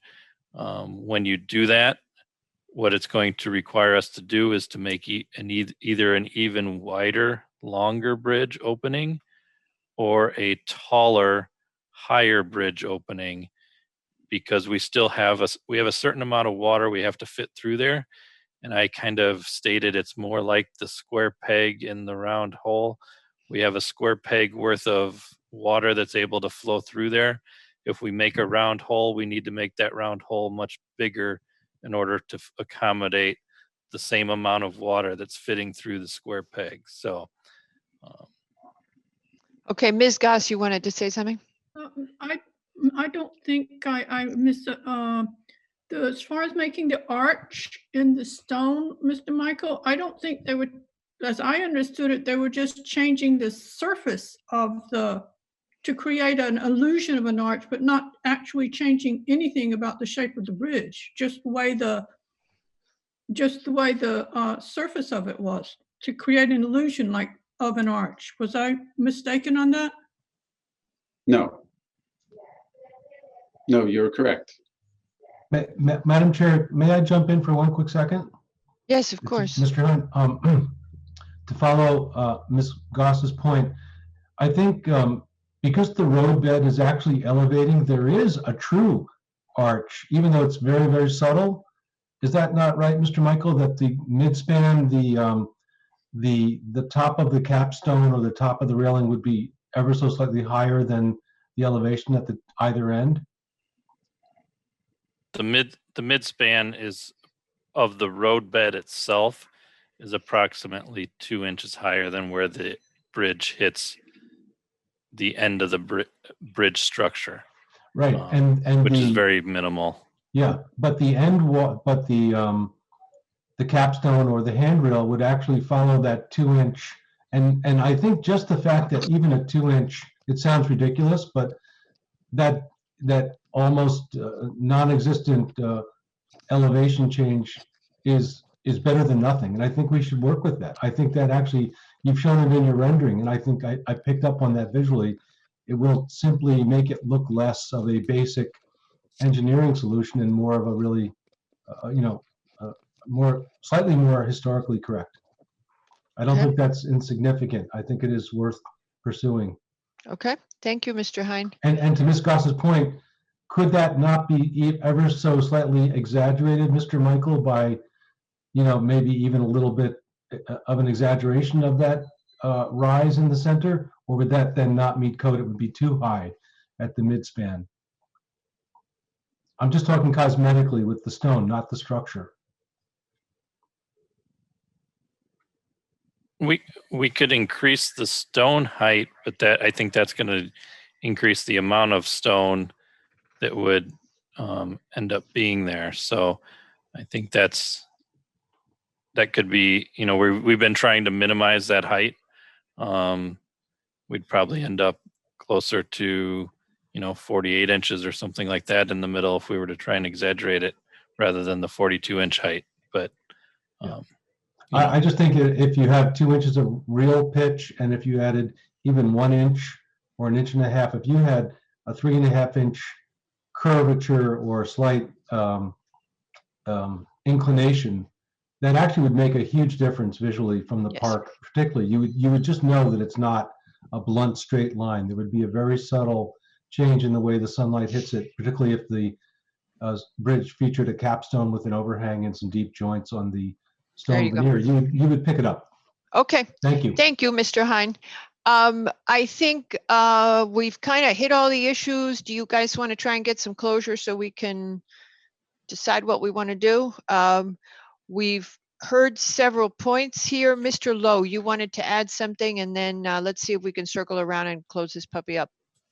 Yeah, I just an observation that there are frequent references to the Wesskum Wood Bridge. And to me, as with an unanalytic eye, it presents a very rustic, unpolished profile with the shadowing that Richard Hine highlighted, as opposed to the perfectly aligned flat stonework in the proposed rendering. And employing that Wesskum Wood Bridge type of differentiated coursing with the shadowing, might that also help diminish the massing effect? Mr. Michael? Yeah, I personally think I agree with you. I think that I think what, like Nick mentioned yesterday, our renderings are kind of pictures. Our stonework, we're planning to try and replicate that, which is out at Wesskum Wood currently, which would be more of that rounded, deeper joint look. And, I think that the capstones is something that we can definitely accommodate as part of this. I think the natural stone capstone look is, similar to that of Wesskum Wood. The other piece that I would just mention is when we looked at all the different stone bridges that are in the park, they all basically have the stone capstones on them, which is kind of the reason we were looking to try and, that was kind of the DPW's opinion of trying to match all the other ones in there, that we did that, trying not to put the railing. And I think some of the comments we've heard tonight also hits on that as well. So, okay. Mr. Michael, 2 questions real quick. Can a dated cornerstone be included in the design? We generally will place a dated cornerstone in the design somewhere. That's in loving tribute to the Planning and Zoning Commission. Oh. And the utilities, you were going to explore actually concealing those somehow. It's basically gas and water. Can they be run on just one side together? The concern that we have with putting them together is they don't have the ability to then maintain them. There's certain separations that they're required to keep between each utility. So, and we did reach out to the gas company and water company. We heard back from the gas company that they were definitely willing to work with us on trying to put it into the bridge somehow. Okay. So we may be able to incorporate, even if it's one of the utilities, and then open up that stone look on the Binney Park side by moving the other utility over. So Great. Okay. I think that's it. Thank you. Okay, so guys, and ma'am, are you all ready to discuss this? And do you think that we could get to a consensus point where we could give Mr. Michael some guidance on moving forward, and we could close for what just the final bits, and where we could close it and make a decision on the site plan? I think we can do that. At least I can do that. Okay, why don't we go through, and Mr. Michael, you can, shake and whatever, just wave at us if there's anything you disagree with. Of all the items we've discussed and the suggestions that have been made, two people, one thing we didn't talk about, two people wanted to move the pedestrian path back to the outside of the bridge. Did you have a comment on that? the concern that I have on that is, in order to do that, we have to look at the, I'm going to try and I talk better, a little bit better with a picture here on this one. I have to go to the very, very beginning here. So pardon, close your eyes, don't get sick. So if you look, when we stop the wing walls at the end, we have to curl them out for blunt object protection for vehicles. We've done that on all the different corners here. If we were to move that wall adjacent to the roadway, that's going to push the sidewalk back even further. In addition, when we put the sidewalk on the back side of the wall, we would need to do some sort of railing, almost like a pedestrian bridge on each side, to maintain that.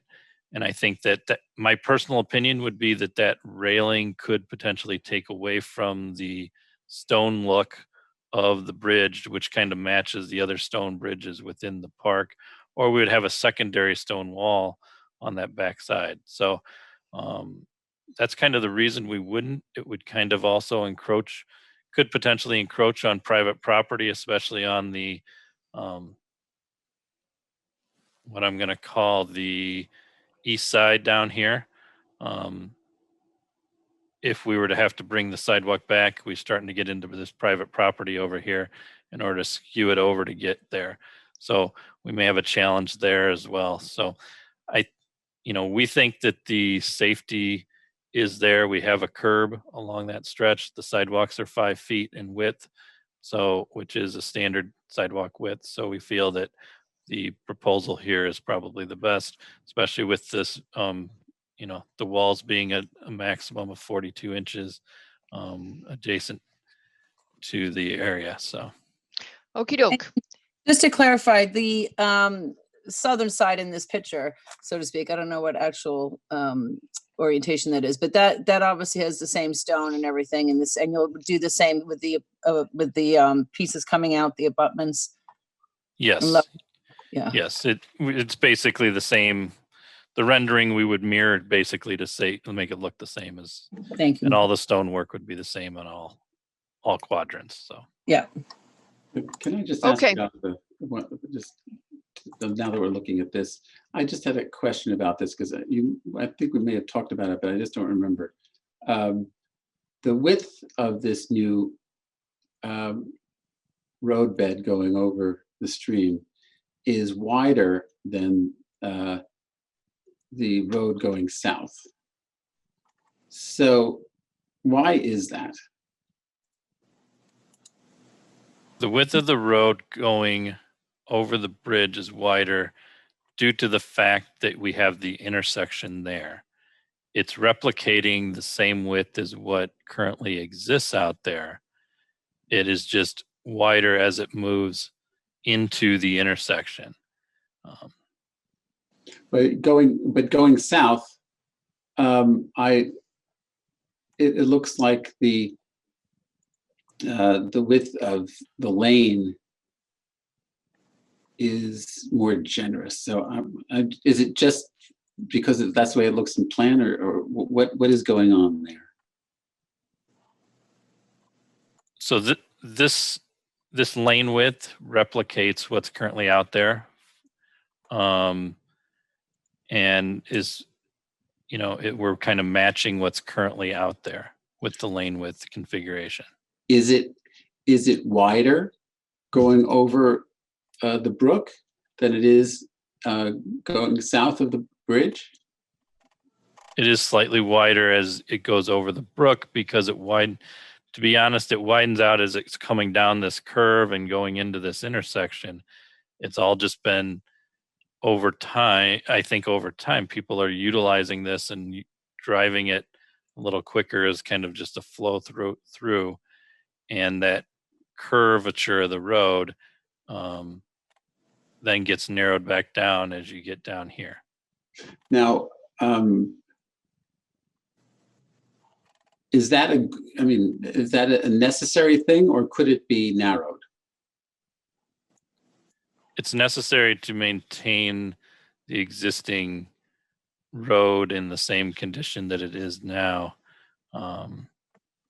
If we were to touch this intersection, we're talking a whole nother project that we talked about a few years ago, which we don't want to talk about anymore. Right, but I'm just trying to understand the drawing here, because the lane looks wider, and that's past the intersection, and then it tapers after it.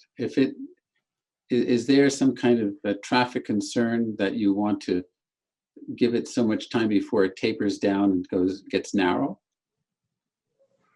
Yeah, as you want to make sure that you have there's certain taper lengths and distances that we're required to meet, because this is considered a major collector roadway. It's those lengths tend to be longer, and so it goes over a longer distance. Because basically going south, I mean, there's no rotary effect as you're traveling south. You're just bypassing the rotary completely. So I'm just trying to understand, because visually, I think that it looks better if the roadbed is a little bit narrower. It looks more like a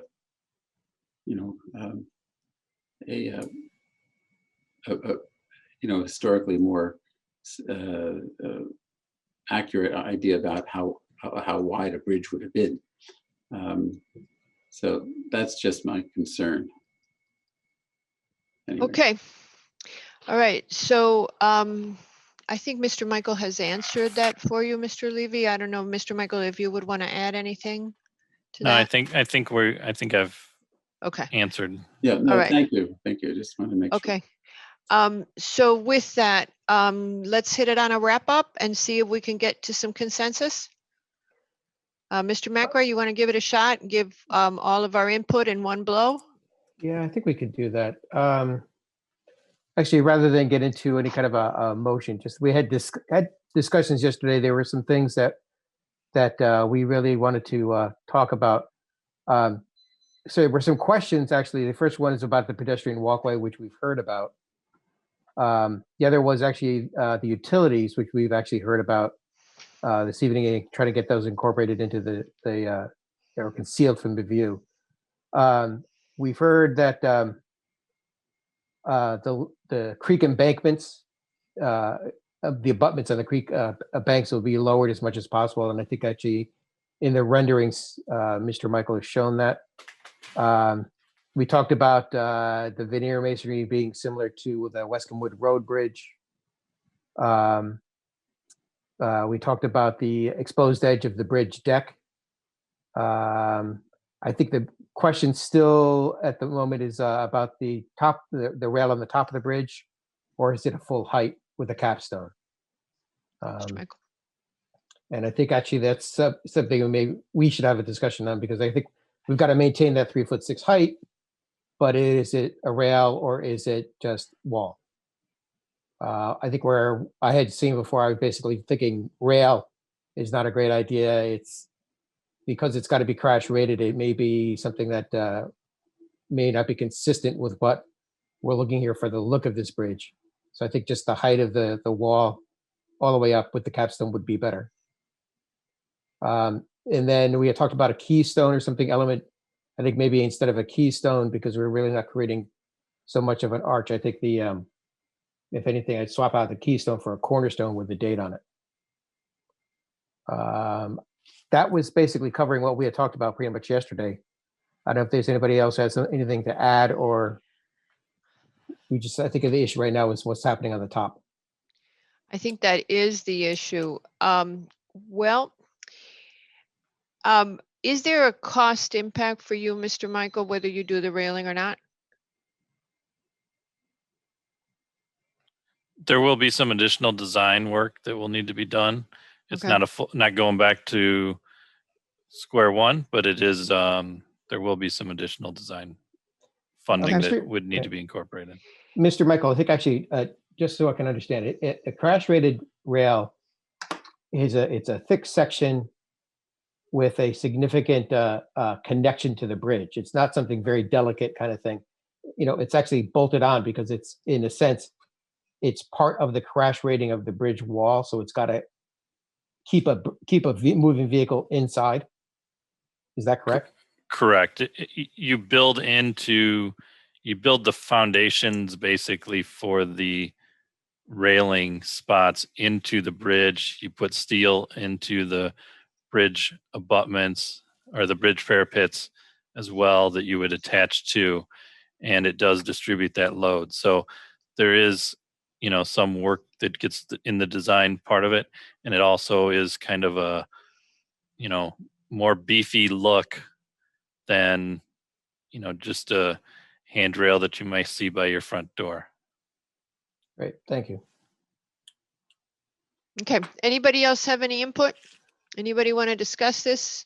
So, Mr. Hardman, what are your priorities and where do you come out? And yep. Yeah, no, I just wanted to unmute. No, I think we've heard a lot of good inputs from the public. I think comments were made in the briefing yesterday are covered in what Mr. Mackley's just gone through. So I'm ready to proceed. Okay. Is there anything specifically, you're in agreement with the general direction? We're going to match the stone color to the existing bridges in the area, not to the Byram Library. We're going to try to do a keystone, even though we can't do a curve. Library. What did I say? Byram. Byram on my brain. Okay, and Nick was laughing, and I'm like, "What's funny about the library?" Okay, so we're going to match it to the It's not a Parat. keystone. It is a soldier coursing. Isn't that correct? I think that let's have the discussion. Okay, when you say keystone, to me, it's what goes in the middle of the arch. Right, because now we don't have an arch, so it goes in the center, and it's a change in the pattern at the center of the bridge. Okay, I think the only thing to understand is that yes, it can be there. It would need to be a kind of a cut stone thing. And if for some reason Mr. Michael can't, then he can't. No, if he can't hide the utilities, it'll go right through through the keystone. So okay, so pedestrian bridge stays the way Mr. Michael has designed it. He's given us reason why he can't really do any arch below. What else? So we're in agreement with that. Well, I'm sorry. I thought we were talking about a soldier coursing that was going to cover that bottom part of the bridge, which is exposed. The deck edge is going to be a soldier course, right? And there was an opportunity there to do a soft curve with that piece. Is that not correct? Not without modifying the height of the bridge. I don't know how one has anything to do with the other. Explain. I don't understand. It's just we're just applying a veneer to the bridge. If we have a flat bottom to the bridge, and if we put an arch on that, you're either going to see concrete or you're going to take up gap underneath the bottom of the opening. I didn't think that's what we were talking about. I thought we were talking about applying a soldier coursing, which goes straight across the bottom, but in the center has a height of, say, maybe 16, 18 inches, and maybe at the ends, maybe, something like 8 to 12 inches. So this is a variation of the stone height from the center high to either abutment low, creating the visual appearance of some kind of an arch at the bottom flat edge of the bridge deck. That's what you're talking about. Yes. Okay. So the stone that's at the middle of the bridge is 18 inches in height. The stone that is sitting on end kind of at the other end would be 8 inches in height. And as you work your way across, they kind of climb up, is what you're saying. Yes, Right. and I think it's just a matter of getting the geometry right. That's totally doable to work with that, with the stone guys. Okay. on. I've got a proposal for you guys on the railing, which is that we decide this, that Mr. Michael look at railing designs without changing his design and bring them to staff for review. Katie, we could always look at it as a discussion item. If you were tortured and didn't know what to do, we could just look them at as a discussion item. And Mr. Michael, we could even spare you having to come and talk to us. And we'll look at whether or not a railing looks like it would work, if there's anything out there that meets the highway standards and is aesthetically attractive. And if as a discussion item we can't land on that, we just leave it as all stone, which is what you've got now, and all the other changes fall into place and you're all set. Does that work? Works for me. Okay, so I think that the first thing we have to do is make the finding on the scenic road. No, I would do the site plan first. It's a it's recommendation. site, yeah, because All right. we do the site plan first because the scenic road is written in such a way where it's a recommendation to the Commissioner of Public Works. Okie dokie. I like that. I'm glad to do that. Okay, so I think, Nick, you've got everything that would go into a motion on the site plan. Let's go ahead and do that. Yeah, I've got that. Okay, so Sound Beach Avenue Bridge Reconstruction, Final Coastal Site Plan, PLPC 2020-295, whereas the Town Department of Public Works is seeking final coastal site plan approval to make minor road improvements and replace bridge number 03954 over Cider Mill Brook within the Sound Beach Avenue right-of-way. The commission finds that the application is consistent with the intent of 615 site plan standards and 66111 of the coastal overlay and overlay zone and the 2019 POCD. The Inland Wetlands Commission issued approval of the project at their 10/26 meeting. The engineering division has received an application for a drainage exemption, and conservation issued a memo on 212 with recommendations on landscape locations, landscape materials, and invasive species eradication. Therefore, a motion to approve the application for final coastal site plan and special permit with the following conditions. The applicant to work with Planning and Zoning Commission and conservation staff on the final landscape plan, and the applicant shall address any and all remaining staff or interdepartmental issues. Do I have a second? Second. Okay, on the railing, I think we should specify, even though we've already got the second, I just think we should specify that the selection would return to the commission. Okay, that'll be in the scenic road because that's more of the aesthetic part of it. It's part of the site plan. It's part of I what think they're we doing. have to be here. Katie can correct me, but this is a recommendation going to the Commissioner of Public Works. Yeah.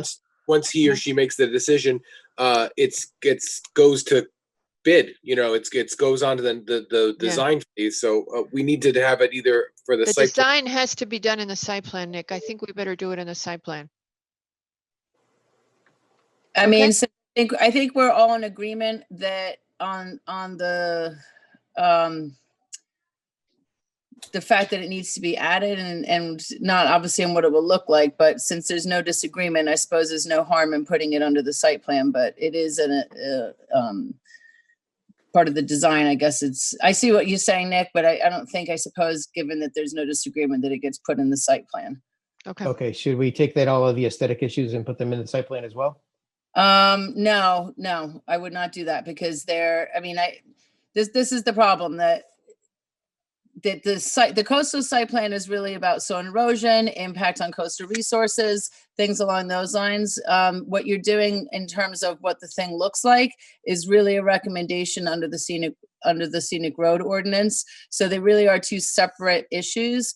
So I think it's, even though there is reference to 615 under the coastal under 6-111, I think it's more procedurally correct, given that it's a scenic road, that those issues be noted as the recommendations and not under the site plan. Okay, so issues like the abutments lowering and the veneer masonry, so on and so forth, is the scenic road. Yeah, I mean, the plan, well, the thing is, the plan that's been presented by Mr. Michael includes those things. So that is part of the site plan. So there is no disagreement there. That is, because that's what Okay. he's presented as part of the plan.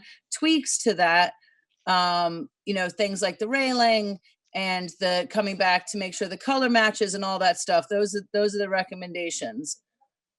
Okay. So I guess we're gonna take the railing issue and move that up into Site plan. into the site plan. I think that makes sense. To me, it's a site plan issue. That and the buttresses, which you've already changed. The stone. Okay. Well, the Katie, buttresses do would you- impact soil and erosion, so I think the buttresses can be under the site plan because that is Okay. part of the soil and erosion control All right. system, really. the wing- right. Okay. Yeah, those wings are part of the things that are there designed to protect coastal resources. That's what Mr. Michael Okay. was referring to. I'm sorry, that's what we were discussing yesterday at the Mr. Michael wasn't there, but when we were discussing the reason why you have those things, obviously to hold Okay. it to protect for the soil. Okay. So then let's add in, actually, I think actually that the applicant should be investigating a decorative top rail on the bridge walls within the 36-inch height required. I guess, Margarita, you had talked about actually him returning, the applicant returning for that. The applicant doesn't have to return. We just said that we would look at whatever Katie gets as a discussion item if she's got questions. Okay. Katie? So return Although to I staff. think what we should do though is you said as a discussion item. I thought that was a discussion item with the commission because Yeah. if someone wanted to, so I think when you say return, it is return to the commission, but not as an application. Exactly. And that's only if need be kind of thing. Exactly. I mean, Right. if something is so spectacular or everything is so hideous that it's clear, then we don't do that. But if something looks like it's going to work, then we bring it and we have it as a discussion item and we let everybody see it. Talk about it. Yep. Oh, okay. Okay. Because I think that's the big bone here right now. Who thought that we would get? Okay. All right. So Okay. is that the And end of then, a motion? Nope. The creek bank abutments should be lowered as much as possible to still accommodate the required engineering. So that's actually site plan. And that's it. Okay. Do I have a second for this? Second. I second. I think Levy beat you, Mr. Hardman. So Mr. Levy has seconded. And all in favor, Ms. Goss, Aye. Mr. Hardman, Aye. Mr. Levy. Aye. Who am I missing? Oh, Mr. McRae, sorry. Aye. And Albin is aye. Okay, and with that, we go to the next motion. I just would like to comment that I think that the presentation was very good and made for very good comments and made it very easy to resolve all these issues. Okay, I think he did a great job, Mr. Michael. You did a great job. Mr. McRae, if you would go ahead. Okay. Sound Beach Avenue, Scenic Road Alterations, PLPZ 2020-296. Whereas the applicant has made an application for alteration and improvement of a scenic road to replace bridge number 03954 over the side of Mill Brook within the portion of the Sound Beach Avenue designated as a scenic road per section 11-13 of the Town of Greenwich Charter. The commission finds the applicant has received the approval of final coastal site plan. The applicant has provided detailed information on the technical requirements of the bridge project and multiple options on the bridge aesthetic. Therefore, per section 611 2-13C of the town charter, the commission recommends to the Commissioner of Public Works the following. That the veneer masonry should be similar in hue and scale to that used on the Wesskum Wood Road Bridge. The closed joint river rock with an overhanging flat capstone. Overhang should be a minimum of 2 inches. The exposed edge of the bridge deck should be concealed with a veneer masonry using a variation of stone height to simulate an arch. Provide a keystone element on the exterior of the bridge walls. And the existing utilities, the gas and water that are hung on the exterior walls should be incorporated into the design so as to be concealed from view. Okay, is there anything that anybody else to add? Anybody want to add anything to that? Okay, do I have a second? Gosh. Second. Oh, she was going to do it. She didn't unmute fast enough. All right, Levy seconds. All in favor, Goss? Aye. Hardman? Aye. McRae? Aye. Levy? Aye. Albin? Aye. And with that, we're done. Mr. Michael, I think you're done. And thank you again. I echo the sentiment that you did a superb job explaining it to everybody and answering everybody's questions. Thank you And very I much. know you enjoyed the process greatly. Yes, thank you very much. Thank you. Our next application, it's 7:22. Do you guys want to soldier on? We've been here for 2 hours and 22 minutes. Do you want to soldier on or do you want to take a 10? Let's go. Let's keep going. And Wait, Dave? I vote for a break. Okay, Dave is Break. break. Break. Victor, oh, all right, we got lots of votes for a break. All right, it is 7:22, 7:32 return, please. Still like, okay. So the next application is Maribel LLC for a final subdivision to divide the existing 1.1 acre lot into 3 lots at 20 Cogniwag Road. Mr. DeAndrea, you should be all set. Please go ahead. Good evening. My name is Tony DeAndrea and I am representing Maribel LLC, which is comprised of Ingrid Lenahan and Christopher Pedlow, a married couple who reside on the bordering property to the west. They live at 9 Fox Hollow Lane, formerly known as Manetti Lane. So they have always had a vested interest in this property. They did purchase the property back in 2018, October of 2018, almost 2 years ago, with the intent of developing the property at some time in the future. They did follow the prior application that was filed in 2007, also for a 3-lot subdivision. There was a different configuration to the proposed lots.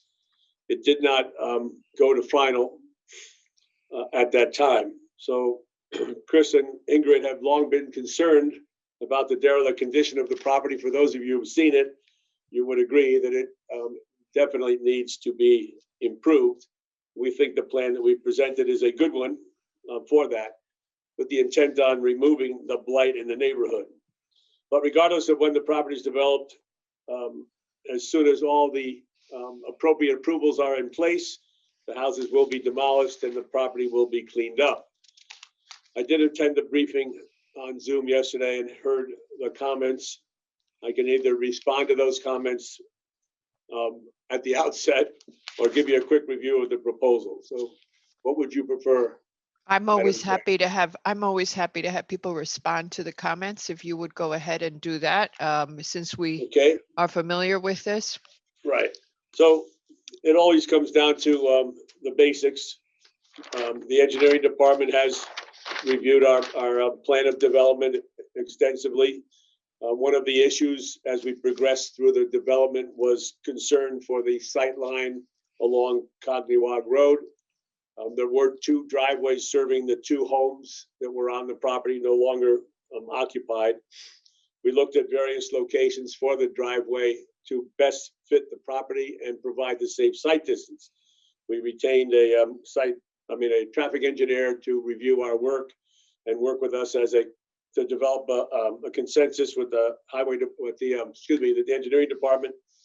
We demonstrated that the sight lines in both directions coming out of Cogniwag Road onto Cogniwag Road meet our minimum design standards of 250 feet in each direction for safe ingress and egress from the property.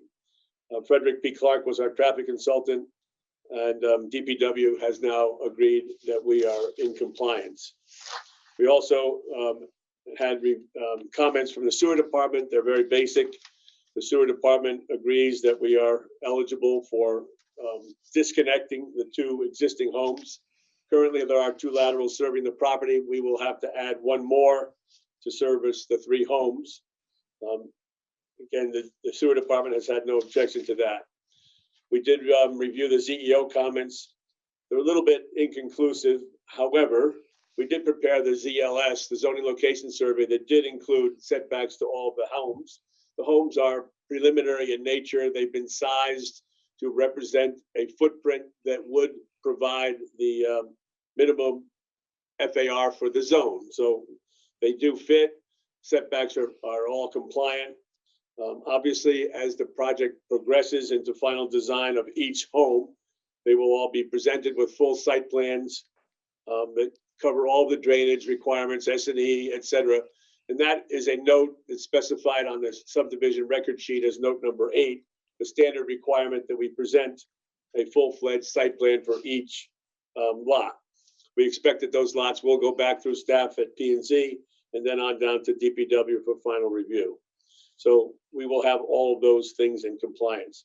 There was a discussion at the briefing yesterday about whether or not walls can be on property lines. Retaining walls, Mr. DeAndrea, not just walls. Correct. But retaining walls are always on property lines if necessary. For example, in our grade plane criteria, we are allowed, obviously, to have a wall on the property line. The only constraint is height and separation. So the initial wall is on the property line. Katie, I thought hold on. Yeah, I thought we changed that. So a year or so ago, we had an application for a tall retaining wall, which the commission reviewed. And at that time, Mr. Couture made it known, and rightfully so, that the wall is in fact a structure. And therefore, if it's a structure, then it must be removed from the property line at this proper distance. As an accessory structure, for example, in the R12 zone, if we had a wall more than 6 feet high, it would have to be a minimum of 5 feet from the property line, and the measurement should be taken to the back of the wall in accordance with Jody's current position. And we agree with that. But we do have walls along property lines and along, whether or not they're retaining walls or fences, they are permitted. I don't think there's any dispute or argument against that. So unless there's a disagreement from the commission, I think that we're totally in compliance. When you look at the development plan, we have all the walls maximum of 3 feet high when considered for grade plane purposes. Anything along a property line as a fence or retaining wall could be as high as 6 feet high. When they become structures, they're offset. The final plans obviously haven't been submitted for each dwelling lot, but they will certainly be addressed at that time. I think it suffices to say that the walls can be on property lines, and retaining walls can be on property lines, especially if they're grade plane. I thought we changed that when we changed the grade plane regulations. No, you didn't, because we can't. I'm looking at Katie. Yeah, I mean, she doesn't. Which part, that they're like on the I property? thought they had to set back from the property line. Is that something we decided not to do on the at the last minute, and I'm not recalling it? Yeah. Andy seemed to be very adamant about this. No, because we had this big discussion when we changed the grade plane. I'm sorry, because I didn't go back and look. I thought we had this big discussion, and we set the retaining walls back from the property line when we changed the grade plane regs. I thought that was what we had done. Am I dead wrong, and we decided not to? But it's the difference between a retaining wall and a grade plane wall. As long as it's not, as long as it's not any higher than 3 feet, it can be on the property line. As Mr. DeAndrea just said, as it starts to grow in that height, then you have to start to match the setbacks, the 5 foot setback for accessory structure. Okay. Correct. Is a wall different from a fence? Katie, just weigh in. Yeah, that's what I'm recalling too. I'm just pulling up the regulation now, but Yeah. I'm in Give me the. Does anybody remember the citation? it's 134. 134. 34. I always want to say 13, and I have to correct I myself. know, I do the same thing. It's one of those ones that I can never remember what the number is, and then there's tons of, okay, go ahead. The hospital and say, nope, that's not it. All right, so here we go. All right, we'll continue. The other comments, which we always take a great deal of pay attention to, is, of course, our conservation comments. I wanted to correct a couple of things that were, or address a couple of things that were mentioned in there. First, it comes down to the issue of the open space. I have to admit that we left some wells rather, in places on the development plan that don't belong that way. They were on a prior layer in our AutoCAD. When I modified a couple of lot lines at the last pass, I neglected to move the wells with it. So those are obviously going to be placed in locations that are appropriate for each lot. So, Mr. DeAndrea, I'm going to pounce on you for this. Okay. The thing that struck me the most was that your open space, it can be made acceptable, but it's really got to be worked because you have a house on it. And so all the recommendations from conservation bring it to something that becomes acceptable as open space. And you hadn't done all that. So No, we did actually. If you pay closer attention to the plan of the development plan, you'll see that I've actually graded through the open space. What I've done is anticipate the appropriateness of saving some of the features within that. No, but we're not interested in saving architectural features in the open space. I would kiss that goodbye. Okay, we understand your position, and the owners open are space developing a landscape plan that I assume will be looked at by conservation staff. Just for future guidance, unless somebody on the commission really wants to battle me on this, I don't think that it's appropriate to have architectural features in open space. I mean, we've gotten to the fact where we let you do those, that rain garden and some drainage, and you've got a sewer easement and stuff like that. But I think when we start including, old architectural features, it's not a good idea because it defeats the purpose. I think that I understand your position. I think at some points you're going to come across something that may in fact be extremely historic, and it would be very appropriate to maintain it. But we can discuss that if and when it comes up. Although I do have one in my mind that I hope will be presented someday. You can file under 6109 then. Go ahead, Katie. Cellar. We've done that a couple of times. Yeah, I don't think we have that here. No, we don't. But we do have a very significant, what I think they would refer to in the geological genre as a geological glacial erratic. There's a very significant piece of ledge prominent in that open space that I think the landscaping plan will work around. We're not going to remove every natural piece of stone. Would you agree? Mm-hmm. Yeah, I think actually work with the natural environment. We don't want to bury the rock just because it's no. Okay. We are just saying don't make it look like the Roman ruins of value. All right. Get rid of all that, put the topsoil in, you keep the ledge and the natural outcroppings, or whatever's there. But the idea of keeping the remnants of the structure, I didn't think was palatable. It certainly wasn't palatable to conservation. Okay, we'll move on. Okay. If you will notice that I do have grading through that area showing that there is intent to modify the grades, and they are filling it to eliminate some of those features. Alexandra commented that we have a significant depth of excavation. That's just not accurate. If you look carefully at the development plan, I set the elevations of the basement basically at existing grade. Yes, along the perimeter north and south, we're going to remove some ledge to create a platform. But you'll see that the basements are basically at original ground, the lowest level. So we're not digging into the ground to create groundwater problems or flooding. We're just not digging that deep. So the basements are properly set above existing grade, and the periphery ledge will be removed. The tree removal that she comments on, it's unavoidable. We do have the safest location of the driveway proposed as evidenced by our DPW review. The driveway will require some grading. It will also require removal of 3 trees right in that location. We have no objection to replanting. There's going to be an extensive planting plan for each home. We have no objection to replacing trees at a 2-to-1 ratio. It will certainly be well in excess of that. And you're going to meet the 2 trees. And there's 2 trees for every home. That's the bare minimum. There will certainly be many, many more than that.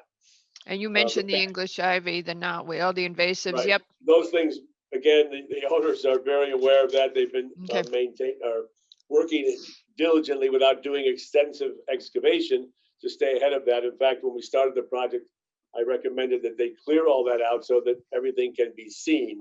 It's really been in a terrible condition. So the ivy will come out, the knotweed will come out, and then we recognize the concern for the level spreader. Being that we are adjacent to the owners of the property, we are aware of the potential adverse impact. We've designed the systems for drainage to prevent overflow through the level spreader. One comment from DPW, which we agree with, we can place the level spreader farther to the south on lot number 3 and make it more appropriate in that location. And final, on the conservation comments, I did want to put on the record that we graciously accept any kudos from Alexandra for using the permeable pavers, but any kudo is better than no kudo. So I appreciate the comment, Alexandra, and we'll continue to strive toward meeting your high standards. So I think those were the high points: sewer, drainage, ZEO, and conservation. Okay. If there's another significant issue, I can address it. Okay, all we the got lots meet the requirements for area, lot shape, and frontage. We have 13,000 minimum on each lot, which provides some flexibility for design, but not excessive in area. So they're all about the same size. The open space is slightly in excess of the requirement. The conditions on the site are ideal for this development. We're utilizing the high points of the property, minimizing the amount of rock that has to come out. All the material that does come out will be processed and used on site. In fact, our cut and fill manifest shows that we actually have to import a little bit of material to create our design. So we're not taking a lot of trucks off, not a lot of time to remove the rock.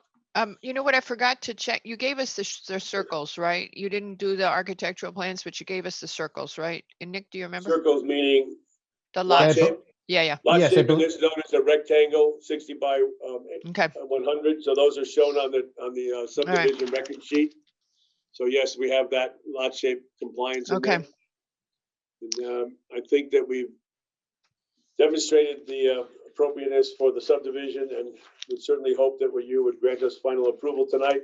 There are no final plans for the homes. As I said, we recognize that they will come back for final review when the actual houses are designed.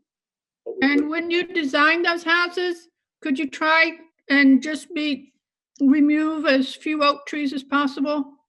We definitely are in mind of that. Got that, Nick. Victoria, but as I said, if you look at the total picture, some of the trees that we've located, there's a lot of Atlantis trees, and if you went out there, as I did today to refresh my memory, they're not in good shape. This has been a derelict property for a long time. There are a couple of oak trees along the northwest corner of the open space. All those trees will stay. There are some up in the southeast corner of the property that will not be impacted. And there are a couple along the northern boundary that can also be saved. And we're going to do everything we can to save those.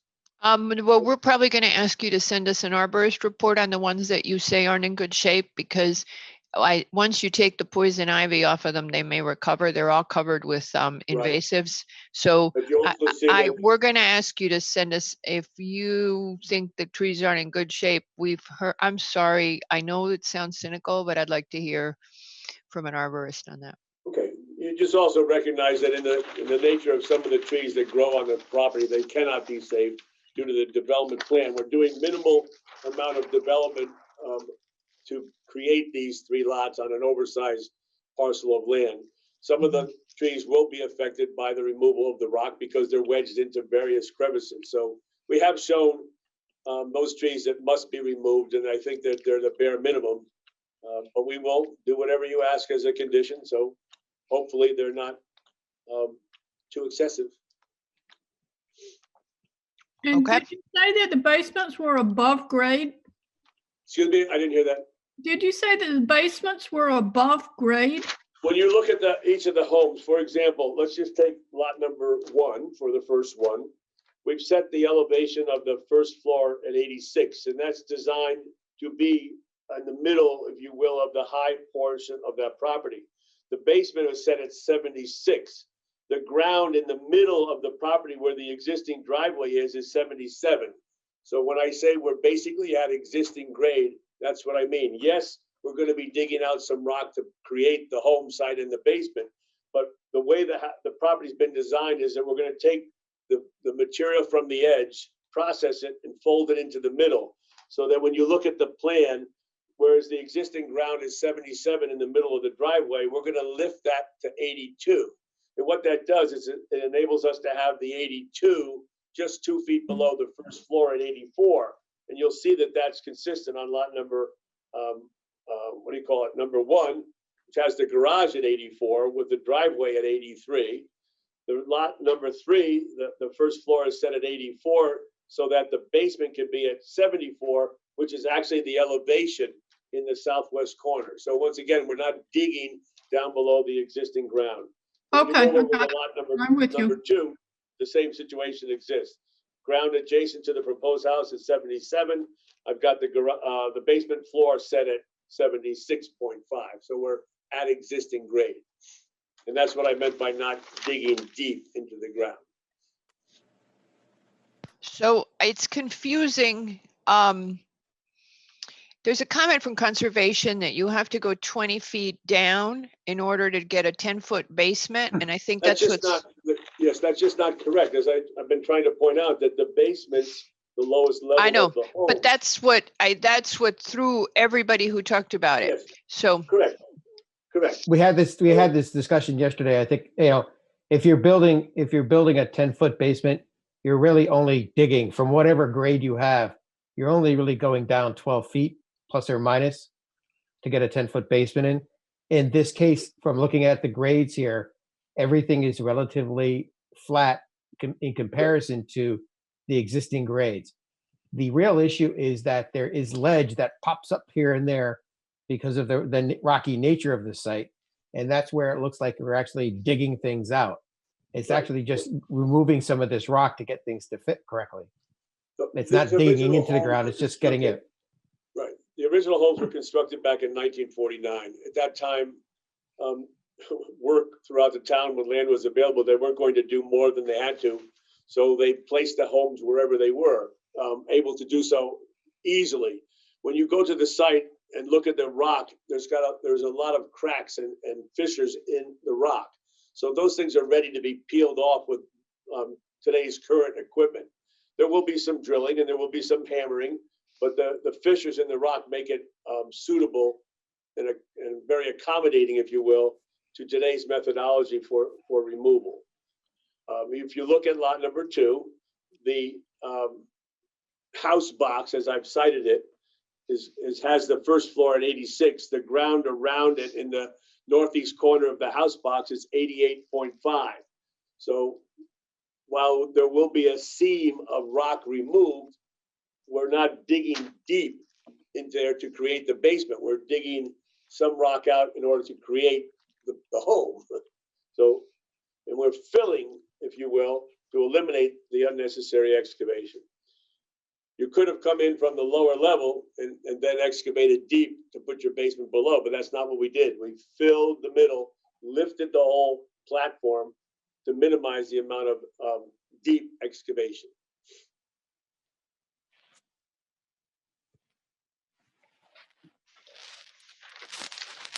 Mr. DeAndrea, I guess zoning was looking for a zoning location survey. I guess I saw one on page 255 of our agenda. I think it was one, probably just an issue of maybe cleaning it up so it's actually a little bit easier to read. I think a lot of the underlying map was still there. So. Right, I know what you're saying, and we can do that.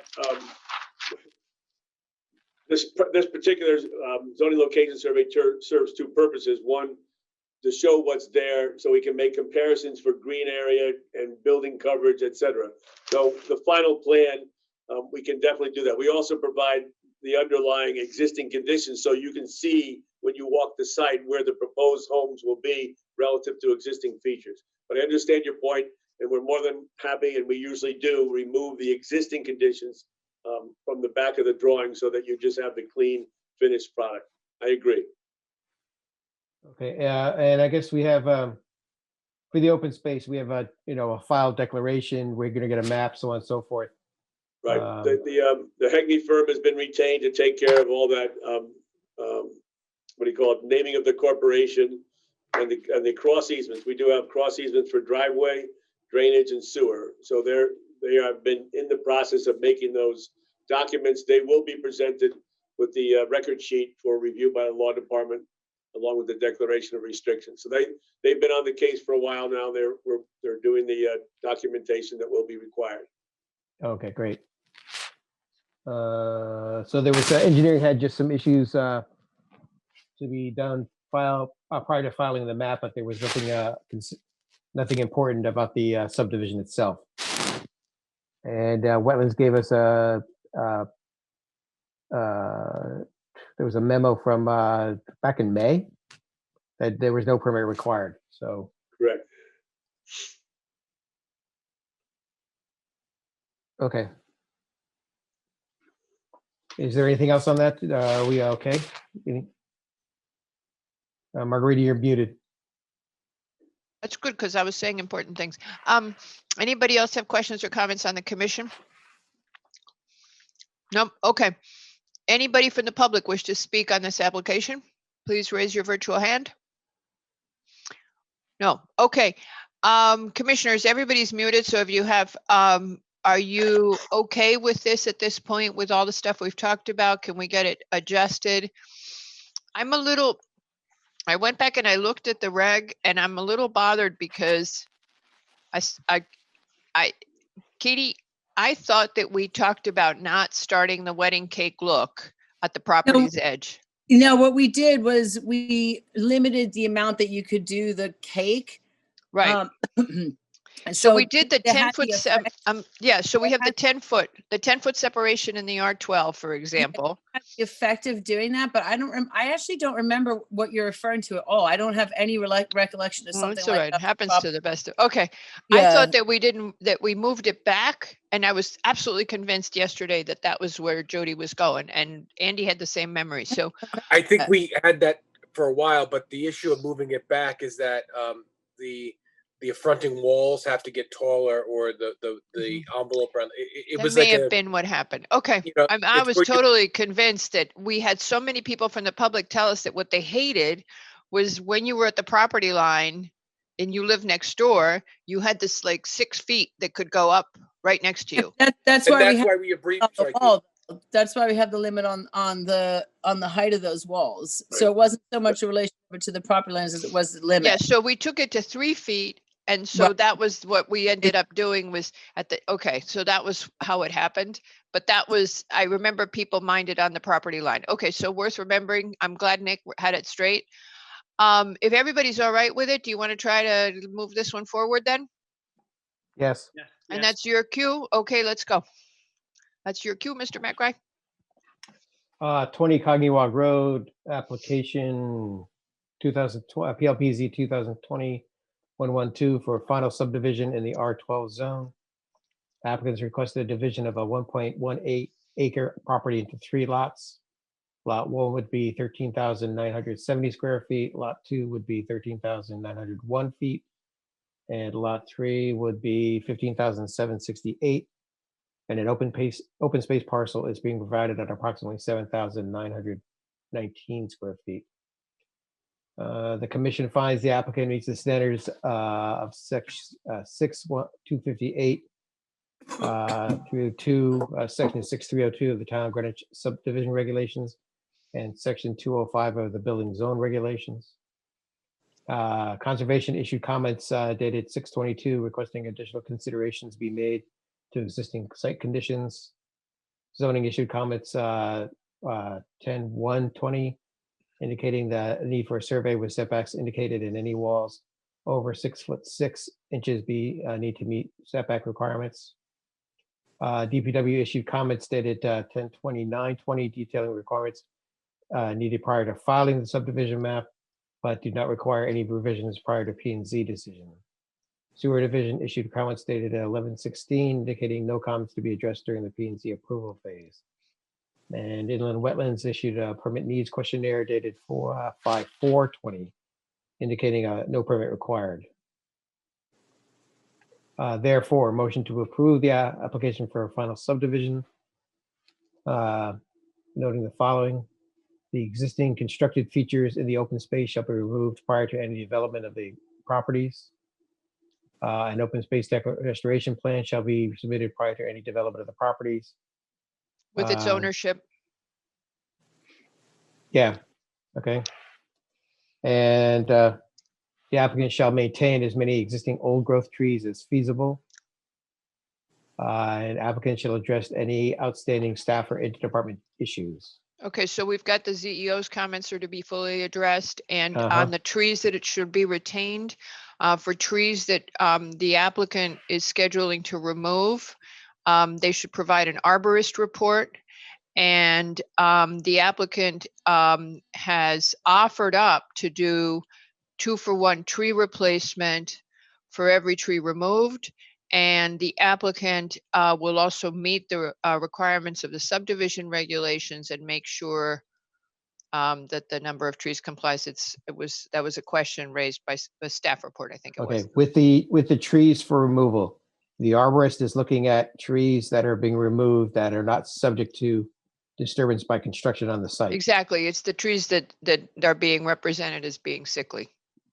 Okay, they're trying to be saved because they're not subject to construction or development And I of the think you could properties. say large caliper, large caliper trees, and Mr. DeAndrea will let you interpret large caliper, but Okay. Okay. Is there anything else that we left out?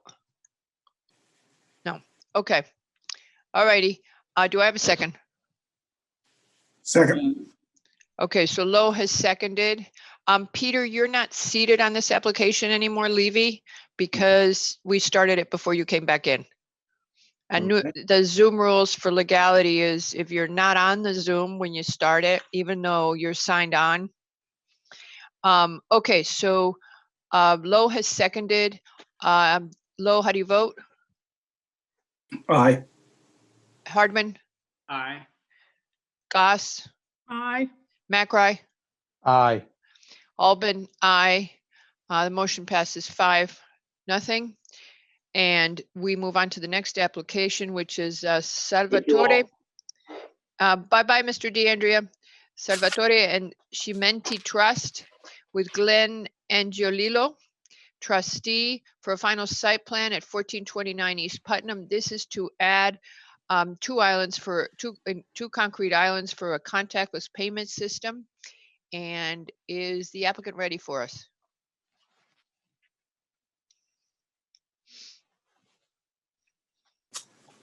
Would the applicant please raise their hand in the virtual space? I saw the applicant here earlier. Applicant, Here, virtual. Mr.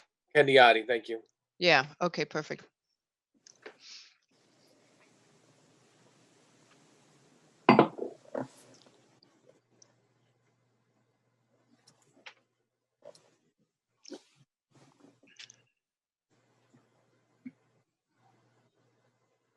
Can you hear me? Yes, we can. Mr. Candioti. Okay. Thank you so much. I thank you guys for taking the time to hear from our proposal. I'm going to be very brief on my presentation. What we propose in this site, I'm actually representing Salvatore Cimenti at 1429 East Putnam Avenue. What we're proposing is something, it's very simple. It's going to have a minimum low impact in regards to the already approved site plan at this facility. This is going to be a contactless system. It will be installed in the back of the property. So basically it won't be even noticed from Putnam Avenue because it's going to be located all the way to the back of the property where those vacuums actually are installed. It will be installed in an existing car wash driveway with two, and it's actually a wide driveway where two associates actually take care of our customers simultaneously for the past 20 years. How this system works, it's basically two concrete islands where this equipment is going to be installed. It's a very low profile equipment. So basically what it does is sort of like works like the Easy Pass on the highway system. An RFID tag will be installed in customers' cars, inside the cars, on the upper corner of the windshield. It's a very small tag, and this tag actually will be read by an overhead sensor. Will identify the car, and it would open a gate automatically for the customers. Now, we all know that we live in a very dangerous and difficult times at this point, and we believe that this contactless system is going to be an asset to our operation to fight the spread of the virus and also keep our customers and our employees safe. This system actually will reduce our customer waiting time by not putting their windows down and by not talking to our associates. It will also prevent the spillage of extra traffic on busier days into Putnam Avenue by creating 2 lanes at a certain point and then funnel in when it gets closer to the tunnel entrance. These 2 lanes will funnel in, like I said. It will not affect the existing lanes for the oil changes or the emissions. Also, this equipment will be professionally installed by a certified installer of this system, so it's going to be very safe. And again, it's a low profile. It's nothing that is going to outstand. And this is a beautiful facility, so it won't impact negatively the aesthetics of the site. We also have these kind of systems already installed in other sites. Of course, previous town approvals. These 2 lanes are going to be needed in order for us to achieve efficiency. Mr. Candiotti, where do you have other sites where you've done this in town? We got, which I submit pictures of on exhibits. I think it's page number 5, where it shows pictures of one of our existing sites. But that's not in Greenwich. No, it's not. Oh, well, you said you got an approval from the town, and not this town. No. I'm sorry if I wasn't clear. We got approvals from other sites, other towns that we apply actually for this kind of permit. Mr. Candiotti, we had a couple of concerns. Let me just ask you one super question that was important to us of your on-site circulation. Have you reviewed this with the oil company? You're a franchise? Is this a franchise operation? And has the oil company reviewed your site circulation relative to what goes on, so you know that your traffic circulation is going to work? Because we had concerns about it, but if this conforms to their best practices, we would be more amenable. No, actually, that's a good question. Shell does not have or does not own the property. Shell does not manage the site. But you're a franchise, right? We are, but there's an agreement with Shell that it can be revoked within give us each other 30 days. But that doesn't mean, sir, I'm not sure that doesn't mean you can't have them look at what you're planning on doing to your property and have them tell you after whatever jillion stations they own, whether or not your circulation is going to work. We were looking for you to have some expertise on how your service station circulation would work, having added these islands, because we had some concerns about how you were going to have 2 islands. But if the oil company had reviewed it, we were going to be really comfortable because we know they have a ton of experience in looking at that. Our concern looking at them is you're going to not have the attendants out there anymore, and you're going to be narrowing from 2 lanes to 1 to go into the car wash and into the facilities, and you don't have anybody managing that traffic anymore. Yes, of course. Just to give you a heads up, Shell was never involved in the traffic pattern on site. Again, that driveway has been, we've been using that portion of the driveway as 2 lanes for the past 15, 20 years. Yes, And but you always have an attendant there. We have actually 2 attendants. Right, and you're not going to have those attendants anymore. That was our concern. Well, one of the lines is going to be, for the time being, is going to be managed by 1 attendant, because we have to enroll customers into this program. And 1 line will be automatically for the customers that are already in the program, which is going to go, they're just going to ride through it. At one point, both lanes are going to be actually both automatics lanes, where a customer will pick up whichever line they prefer, and that should be no problem. Mr. Caniotti, just it's very difficult to see the plan on the. Pat, can you throw it up with the 2 islands, the one where they have the little picture of it sketched in? That's what Nick is looking at. Yeah. It's difficult to see exactly where these 2 islands are going to be placed in relationship to the last vacuum area. I know that you've actually said that there's 2 lanes out there. It seems you have 1 lane for the car wash, and you have alternate lanes for the oil change and the emissions. I think the question we really had yesterday was the circulation, as I'm seeing it on the plan you provided, has the 2 vacuum stations, the islands with the 2 lanes, people going around the building to get to the oil and to the emissions at the same time. I guess the air pump is on that side of the building as well. I wonder if you can actually clarify exactly where these 2 lanes are supposed to be, because from the looks of it, the plan I have that's up in front of us right now, there seemed like a significant amount of conflict with the vacuum stations and 2 lanes merging into 1. That kind of thing. I think it's a little difficult for us to envision this and to understand how safe this is going to be. Yes, of course. If you look at the site map, and you see the last vacuum on the to the right, where those islands are going to be located. I also include a couple of pictures of the mock-up, because we put this drawing on the floor, where actually we mock up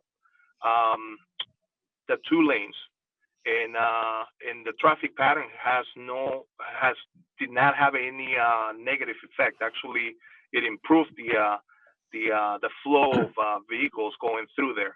But we actually drove the side of the island in the middle, just to make sure that the flow wasn't going to be an issue once we got approved and we were ready to put these islands. But again, we've been operating the same way in that area, with 2 attendants, 1 being in each side of the driveway, for the past 25 years, with no problem. So I wouldn't think that putting these islands there would actually, again, affect the flow of the traffic, other than improve the flow of the flow of the traffic. Right. I'm looking at the photos that you provided, and I still having difficulty. You scroll down to the photos, Pat? Yeah, I'm still having difficulty understanding where the islands are in relationship to the last vacuum station, the corner of the building, those kind of things. The plan was hand drawn, so it's not very detailed in the pictures. I don't see. I'm not too sure exactly where I can identify the last vacuum station. Maybe you can actually tell me in the photos. There's a photo on the right-hand side that shows the vacuum stations. If you can actually tell me where the adjacent one is, that might clear up some things. Actually, that's the mock-up that we did, just to to prove that this new traffic pattern will, not new, but it's been there, but the traffic will actually flow. If you can scroll down to the last where actually the site plan where I draw those islands, the overhead of the I think it's at the big before that.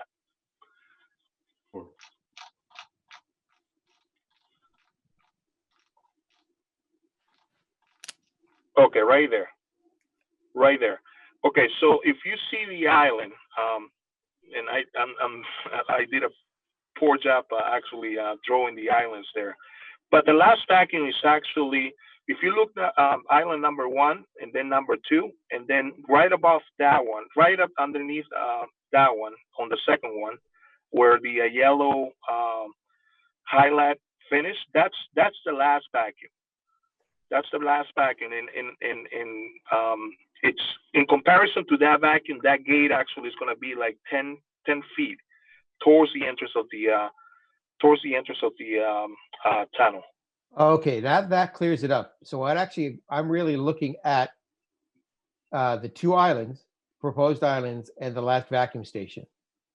So I have a car parked on either side of the vacuum station, pointing into the lane path of travel through the gate, through the kiosk RFI reader. I think that's what we're talking about. There's a serious conflict there between a potential of 3 vehicles.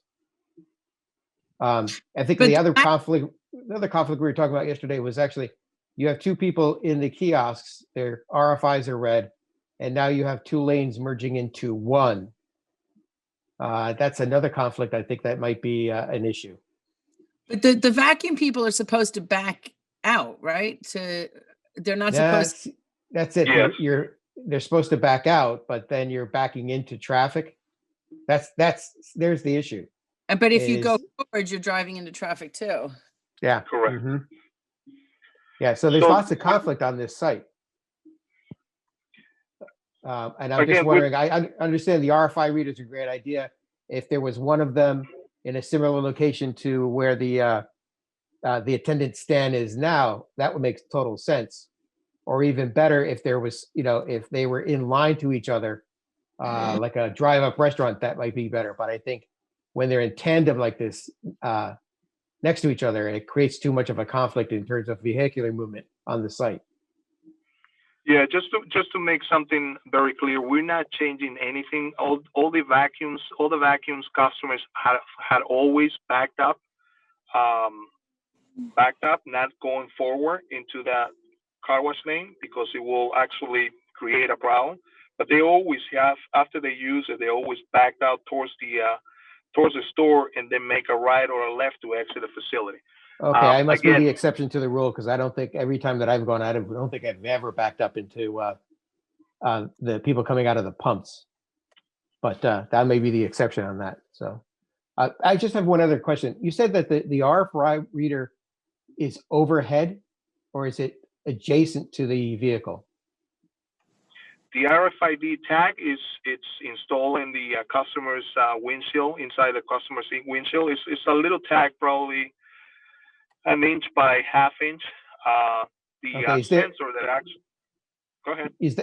Is the sensor actually overhead, or is it actually on the island? It's installed on the island, right after the 3 components. If you look from the left to the right, the 3 components that are actually will be installed there.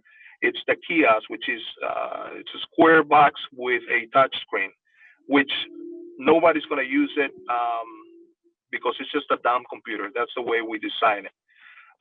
Then after that, the RFID sensor will be installed, which goes a little above, so it can be read. It will be above, so it can be.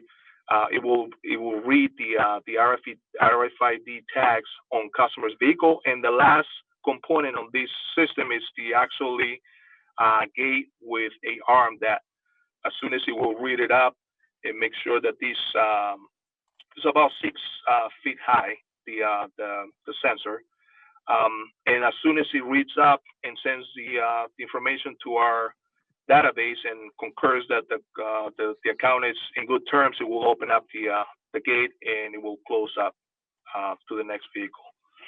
Okay, a quick question. Example, I'm bringing my car in for a wash. How do I specify what kind of car wash I want? If this is contactless, I'm not touching anything. I'm not opening my windows. How do I specify what I want for my car to be washed?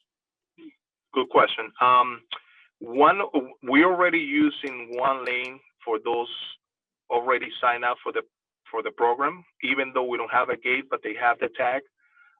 And we used the other lane to sell single packages or enroll customers into the system. So once you enroll these customers into the plan, they will be using the automatic lane at that point. And as the time goes by, those paid customers, paid cash or credit customers are going to be less and less.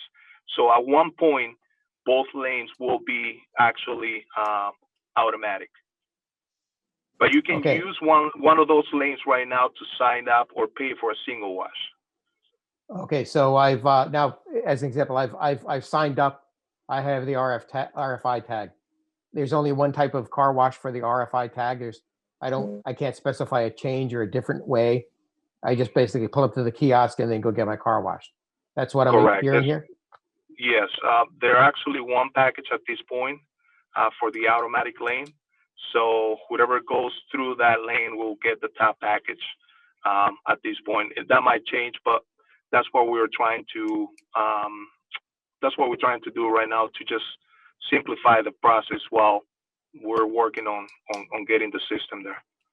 Okay, I guess one more question. Just you said that this is it's contactless payment.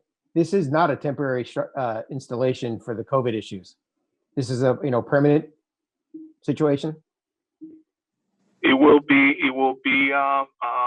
permanent. So, but we got to do the islands, and they're mounted in these concrete islands. So it will be permanent. Okay. Great. Thank you. You're welcome. I just have a question looking at the plan. The upper island is drawn right next to the property line within a planted bed, and there seems to be a curve there. Looking at the photo, that curb area and the planting area is very, very small. But are you going to modify the curb? No, actually, the island it will fit in that, since the island is 3 feet wide. It will definitely fit there in that little bedding area. Okay, so you're going to take out the whatever is planted there and just install this island. Okay. And is there any opportunity for you to move these islands forward a little bit so they don't conflict? They conflict less with the vacuuming station. We can. The thing is that where we actually arranged for these islands to be, again, we did a lot of work on the traffic pattern, and the more we move it closer to the entrance of the car wash tunnel, it will be, the system would actually not work, because there's a stacking system, which will, as soon as one gate opens up, the other one can let the other car go as soon as that gate's close up. So by specification of the system, we decide, and again, we've been doing this for a while, and it doesn't, and trust me, it doesn't interfere with the actually it makes it even better now. Mr. This way, Candioti, and it will not conflict with the vacuums whatsoever. Mr. Candioti, we're struggling for a couple of reasons.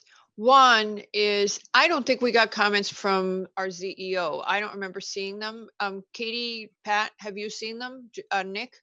No, I don't think I have anything. So I'm a little disturbed by where that upper island is, the one that is right by the apartment complex there. The second thing is, Mr. Candioti, you're giving us a site plan that is a hand sketch, the best rough estimate on a very old site plan.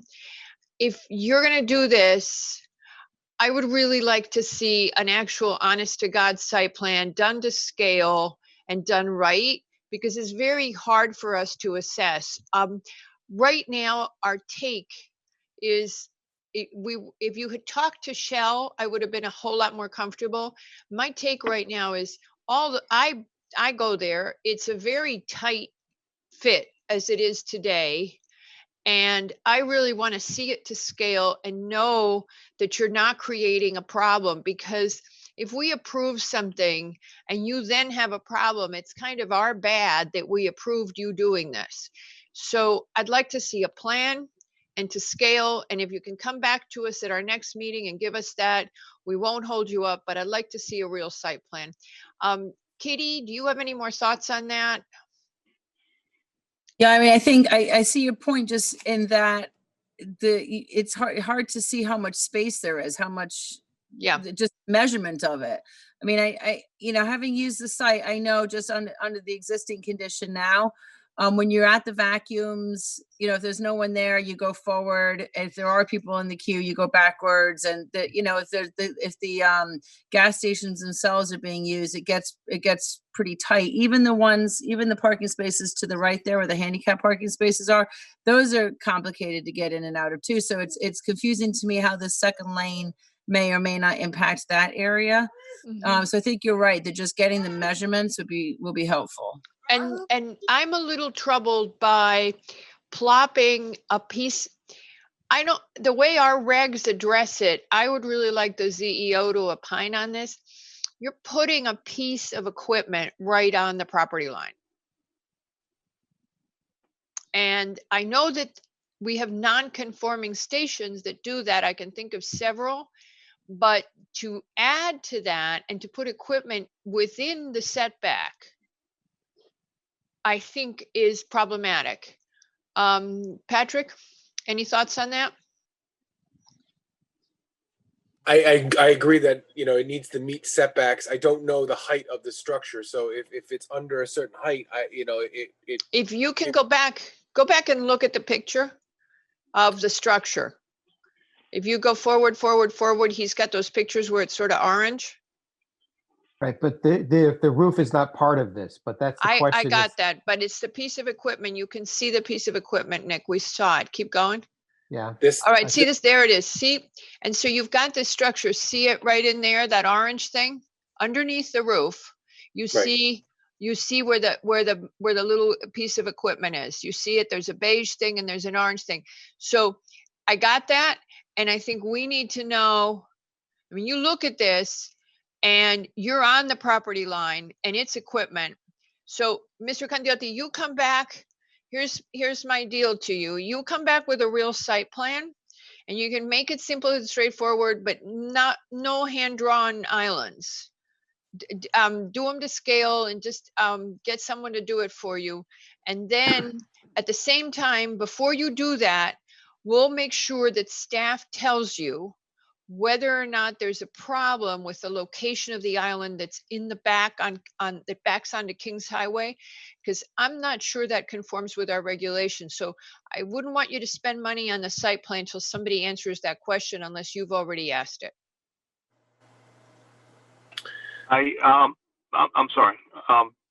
I would consider, yes, I would consider not installing that that island on that if it conflicts with the buffer or if it's too close to the property line. Well, you'd have to, because we wouldn't be able to let you do that, and you would have to go and get a variance. So what I would say is this, Pat, can we put him on the next meeting? We'll get an answer from the ZEO. Mr. Candioti, you should be able to get some sort of plan based on what you've got. If you just give us that one sheet. Nick, are you good with just that one sheet? Yeah, I think I'm good with that one sheet. I think actually I'd like to see more detail of the machinery, Yeah. the heights, that kind of stuff. I Okay. also, if staff can double check, because I'm looking at the site plan in front of me, on the west side, we have the car detailing tent, and it takes up parking spaces. And on the north side, I guess, or the other side, there's the lane that actually goes into the car wash. That's supposed to have parking. I just want to make sure if we made adjustments to that, or if this is an issue where we're taking required parking away to accommodate all this. Okay. Yeah, and I would also just say that if we could have a cut sheet or a design, Okay. something that shows the mechanical equipment, what that height is. Completely agree. Yeah, you're exactly right. Okay. I can definitely provide that. Okay, let's move on then, Mr. Candiotti. We're going to send you away with homework, and we'll put you on the next meeting. You can just let us know when you're ready, because we would like, if this is doable, we got no problem with, we love the idea of the contactless pay system right now, but it's got to make sense within our regulations, and we'll accommodate you, and Patrick will let you know whether or not it complies with our regulations, and then you hop on the site plan and you'll be all set. Thank you so much, guys. Okay, thank you. All right, so we're going to leave that item open, and we're going to move on. I was going to ask, do I have any comments from the public before I move on and leave it open? Anybody from the public? I know Al Manelli, you're probably dying to raise your hand. Okay, no comments from the public. We will then move on. Our next application is, again, we're going to combine this. We heard it combined. Victoria, you remain seated on this application. And Mr. Levy, if you're back on.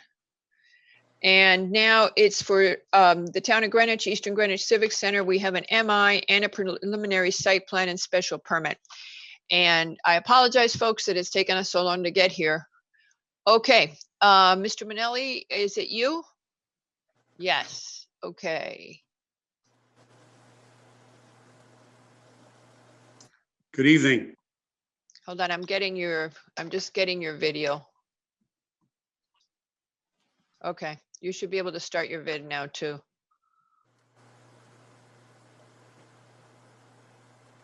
Work for you?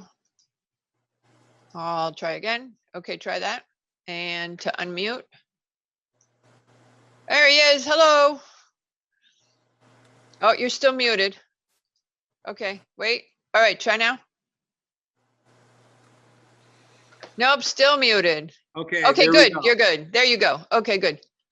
Okay, good evening, everybody. Al Manelli, Superintendent, DPW. We have a number of people that would like to speak tonight, besides the update I'm going to give the commission. We have Scott Johnson and Gary Delabate from the committee co-chairs. Do you want to bring everybody up? Yeah, if you want. Okay, so you've got Scott Johnson. I just got him. And Gary Delabate, got him. Joe Siciliano.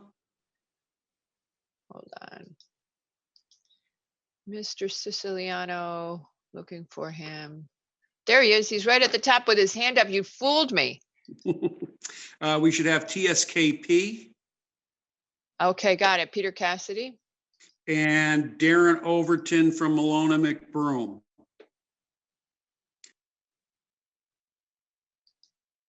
All right. Marguerite, we all. And also what like- about Randall Luther? Yes. I mean, he's got his hand up, so I hope you know him. Yep, All he's right. from TSKP. We All might right. also have Karen. We might almost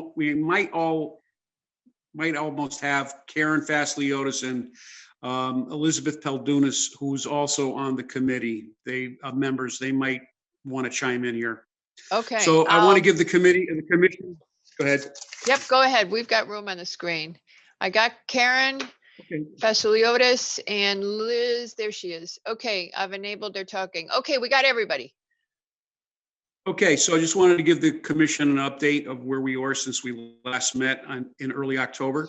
The project did get its IWWA permit. No, we And, saw you more recently, Al. No, it was the beginning of October. October. Yes, you're right. I'm sorry. Don't even ask me when I thought Okay. we were. Okay. So, and we submitted some, we also went to ARC Mhm. and the comments that we've got from you and them, and we made some changes to the site plans. Mhm. And there's 3 specific areas I want to update the commission on. One is parking, the second one is safety, and the third one is trees. The Okay. parking plan was altered so that the size of the parking spaces conform to P&Z regulations.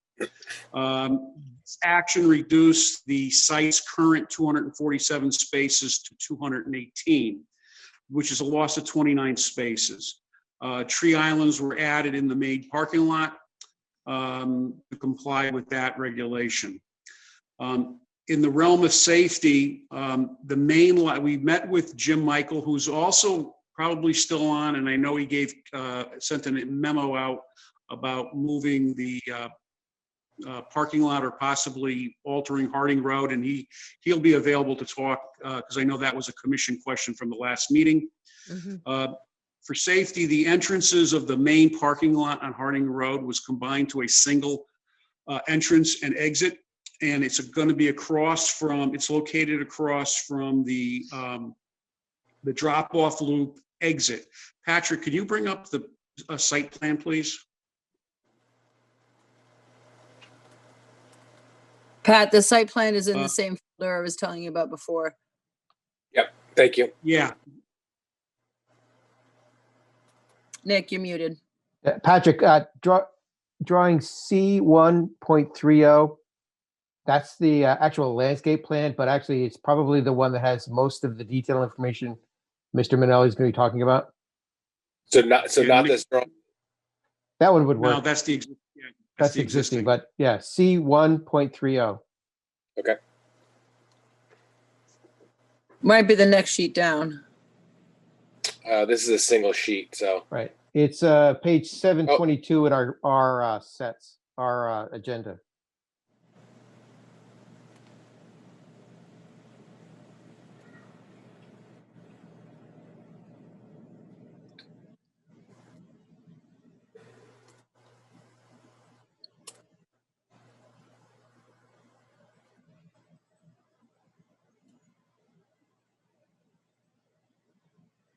C1.30 or 102? I'm sorry, Mr. C1.30.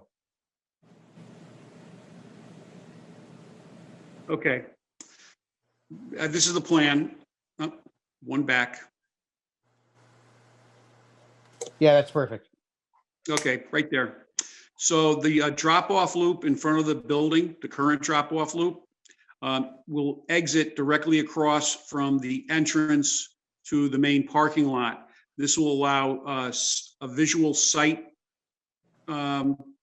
way between cars leaving the drop-off loop and cars leaving the parking lot. Strategically, we placed a pedestrian walkway, the north side pedestrian walkway from the parking lot onto a sidewalk that will be constructed as part of the project, so that that whole intersection is the cars can see the pedestrians and the cars can see each other. And then that crosswalk will enter a sidewalk that'll either go to the field or down to the building. A second crosswalk, the traditional crosswalk, which is on the south side of the parking lot, is now 90 degrees to the run of the building.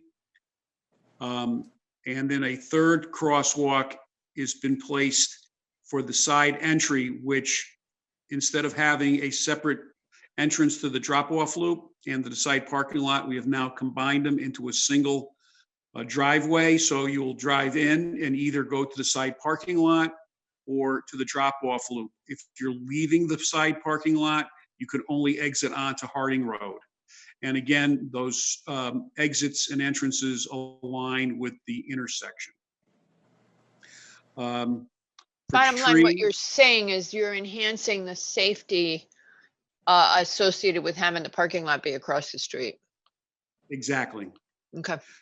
On trees, the islands that we added in the parking lot are all treed islands, and we've also added trees to the western boundary of that main parking lot. Okay.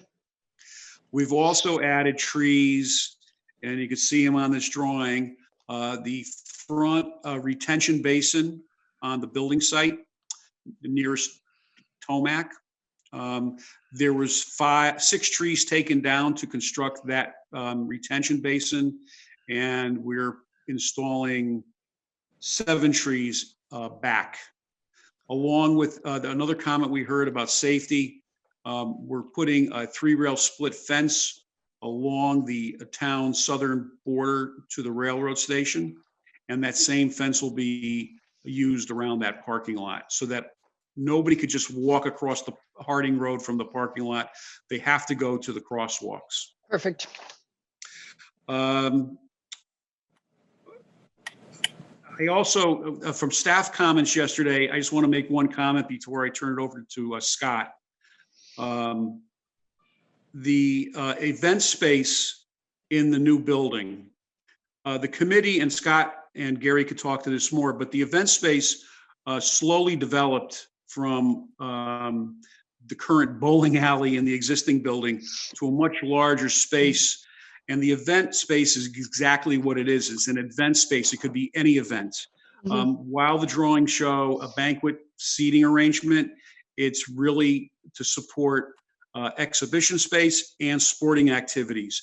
Lines will be on the floor for pickleball, badminton, volleyball, soccer, basketball. That will be basically a second gym. It's equal in size to the main gym. And the reason we call it as an event space is because it is an event, any event you want it to be. Yeah. But while you're here, yes. Before you turn it over, because I think you did the most work on the survey and you were early on in this as well. Anybody. Yesterday, I raised questions about how the event space had evolved and how the decision had been made. And I just want to validate something with you. I believe, as I thought about it more and more last night, that you are thinking about this as a community center, that it is not an athletic facility, but a community center. And Mr. Yeski said something in the briefing yesterday when I was questioning the event space. He said that this allows not-for-profits and other organizations that would not be able to go to a hotel or high-end venue to have civic events, to have fundraising, and to have a lower cost alternative for gathering the community, et cetera. I had originally been thinking, wow, they're having banquets and they're sacrificing sports. But yet Mr. Yeski's comment was that this actually serves a community need. Is that correct? Is that how you looked at it? That's how the committee looked at it. Okay. Yes. All right. That's what I wasn't grasping yesterday. And I kept thinking about it. And then what Yeski said just turned the light on for me. Because you dismissed in the survey adding some athletic facilities because they're available in other parts of town. And I argued, well, all of those facilities are expensive. An Equinox, the YM, all of those places for a young family could be expensive. And I was thinking this should be more athletics oriented. But I then saw the value of you having a civic gathering spot as well. And it just took me a while to get there. So I'm on board with this being consistent now, at least for myself with the POCD. You're developing a top class facility and you're trying to address as many community needs as possible without getting focused in on athletics. So I got on board. That was a big concern for me looking at this. And, I kept asking you at the last meeting, how does this work with the POCD? And I'm good and I'm square with this now. Now, the public may not be, other people may comment, but that's where I am. Okay. So So Scott Johnson actually, and Gary could actually talk more to Mr. those Manelli, items. Mr. Yes. Manelli, before we move on from the site plan and start talking about the program, interior program, I've got some questions about the site plan. I just want to get quickly answered before we move on. Yes. The tree wells in the new tree wells in the parking lot, can they be used to collect water for recharging into the ground? Nick, Darren Overton from Malone and Broom is on, but one of the issues we have is that parking lot is completely flat as it exists now, and there is no pitch. So we are regrading the parking lot and sending the water down to that retention pond on the corner of Forest and Harding, and then that connects to the road system. But Darren could talk more to that issue. The final thing that I want to make a comment on is that this site is a unique balance. I mean, there was a balance between trees. There's a balance between available parking.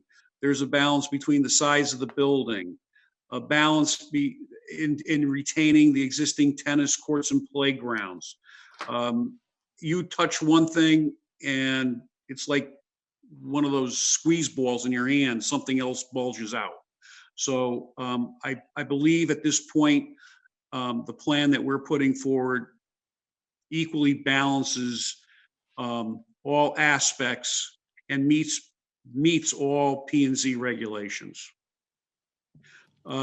Gary, Scott, you want to chime in? Because I know that the commission was asking questions about, the last time asked questions about how we arrived at the replacement goals and how we got to this point. I just want to jump on. Scott's going to really take the lead on this because we worked on this together, but I do want to just corroborate what you just said. You know, the previous first selectman tasked us with building a multifunctional, multi-generational community center. That's what was told to us. And at times, people have showed up with plans or ideas for something that might rival Chelsea Piers. But that, I just want to be clear that that's what the committee was tasked with. And I think we did a pretty good job. Everybody doesn't get everything they want, but I think we did a pretty good job of serving the community. And then Scott, sorry. I'm sorry, Mr. Delabate, that's exactly where I was coming out finally. It took me a while. It took me all weekend going through that your survey and the responses and all that, and I finally got there. I get it. I was geared to the sports, but I now understand what you were trying to do. So Scott, you want to explain how we got to where we are? Yeah, if I can. So before we got to a sketch or a plan, we had the survey. We then analyzed the survey, we debated it, and then we went to the public, and we did it in a little bit of a different way. We went to the RTM districts, the RTM Parks and Rec Committee, and said, here's some of the ideas that we're getting and we're starting to develop from the survey. What do you think? And the reason we did that is because we wanted to try to keep the scope within a realm that was realistic and what the community wanted. So the first RTM meeting, which was really District 6, there were probably 250 people there. And we said, look, we have a lot of easy ideas. The easy ideas are basketball courts, kitchens, multi-purpose meeting rooms, a recreational event space. We're going to have a lot of storage. We're going to have offices for Old Greenwich Riverside Community Center. But we also have some of the harder ones because the survey showed an interest in swimming pool, skating facilities, artificial turf, a giant field house, 14,000 square foot additional field house. And so we said, what do you guys think about this? Because if you want, for example, a skating rink, swimming pool, and field house, tell us now, because we need to then go to the architects and say, does this make any sense? Before we even got to that stage, the community said, that's unrealistic, and that's where we failed before. So those of you who remember the first go around, the first two go arounds, Mm-hmm. which were 10 years before this, that's why it failed. It was too big, it was too expensive. And then we also integrated the other CIP projects that were ongoing, which were the swimming pool, the other facilities, like let's just say the YMCA pool, but also the CIP had the hockey rink. And then the other facilities in the area. So for example, the exercise areas. These multi-purpose rooms can also be used, the big ones and the small ones, for exercise. But the survey revealed something like 30 yoga studios in the area, 25 exercise areas, let's just say the closest one being Sportsplex around the corner. And so we basically said, we can do that, but we don't want to design something where we have simple alternatives.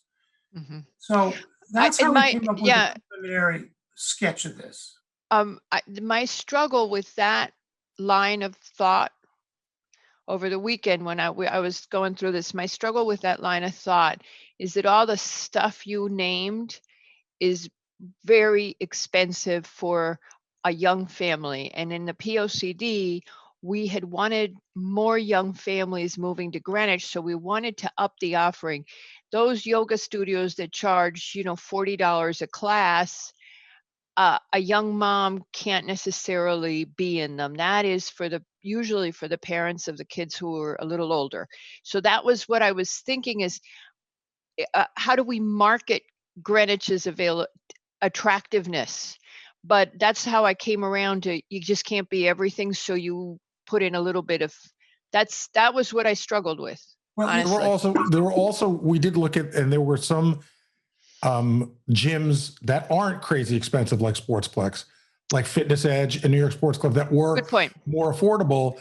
And again, we didn't think a lot of people were looking for a gym in this facility. Yeah, and you tried to mix it up and to not just be sports oriented, which I think at the end of the day, it is what Dennis Yeski said yesterday. This is a community center, not a sports facility. But then also don't forget, we have these three, what we're calling meeting rooms. These meeting rooms have dividers. They're each 1,000 square feet, which is big. Those can do a lot of things. They can do art classes. They can do, Cub Scout meeting rooms. They can do exercise. So we thought about that. And that square footage is not insignificant. That is not the office space or the other space of the Civic Center for just logistics, like, beach cards, that kind of thing. And Scott, if I could jump in also, alternative too.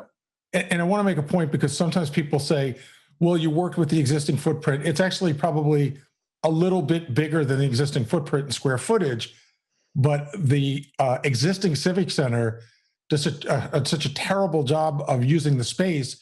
We were able to use much more space. So while it is slightly bigger than the existing footprint, it's much more usable. We only had one basketball court and a couple of rooms. Now we've got this basketball court and an 8,000 square foot multi-purpose room where you can do events as well as athletics. So again, back to the committee. Remember, the committee included the president of the Old Greenwich Association, the president of the Riverside Association, who's here tonight, a member of the BET. So we tried to integrate, particularly BET, all along the course of this to say, is this realistic? So then the question came, why don't we do something that's much bigger and much grander, which is a fair idea. And you looked at the $25 million project and that there's no appetite for that. I've got that. I mean, I think the commission won't argue with you on that. So maybe Liz Peldunas, if you're still there, she's the president of the Riverside Association. Oh yeah, we don't know her, so it'll be a pleasure to meet her. Liz, are you still there? Yes, she is. I'm unmuting her right now. She's being facetious. And then also Karen Fasliitis, who is very helpful from the BET perspective. Yeah, no, they're both here. They're muted. I'll ask Ms. Fasliitis to unmute. And Liz Peldunas, if you would go ahead, welcome as usual. Hello, everyone. just to echo what Scott and Gary have already talked about, both the old Greenwich Association and the Riverside Association have been involved over, I don't know how many years, trying to get this building to the point where it would have a plan to go forward. And one of the reigning goals of our board was to make sure that whatever went down on Harding Road as far as the next iteration of the building was something that was exactly as Gary said, multi-purpose, multi-generational, and accommodating both sports and other activities, because there aren't a lot of other places to go for empty space. Yep. So huge proponents of that. And we stand by that. I think that the committee did a really good job of soliciting input after those questionnaires and surveys went out. I would call it the dog and pony show, where we went around to, as Scott said, to the RTM Parks and Rec people, to District 5, District 6, RTM, and then we also had a public hearing in the town hall meeting room that went on for a couple of hours with people standing up and saying what they hoped to see in the Civic Center. And again, we heard grand wishes, but I think most people in the neighborhood are in favor of developing a project that we can afford. We also went to District 12, just to add to that. And 12, okay. I didn't go to 12. All right. Okie doke. So we're in, I think, does anybody on the commission disagree with that as a consensus? No. Okay, so we're in good shape with what you've done. Can I just, I'm sorry, this is Karen Fessler. I just wanted to add from a BET perspective, again, we're going to have competing capital projects coming up this coming year.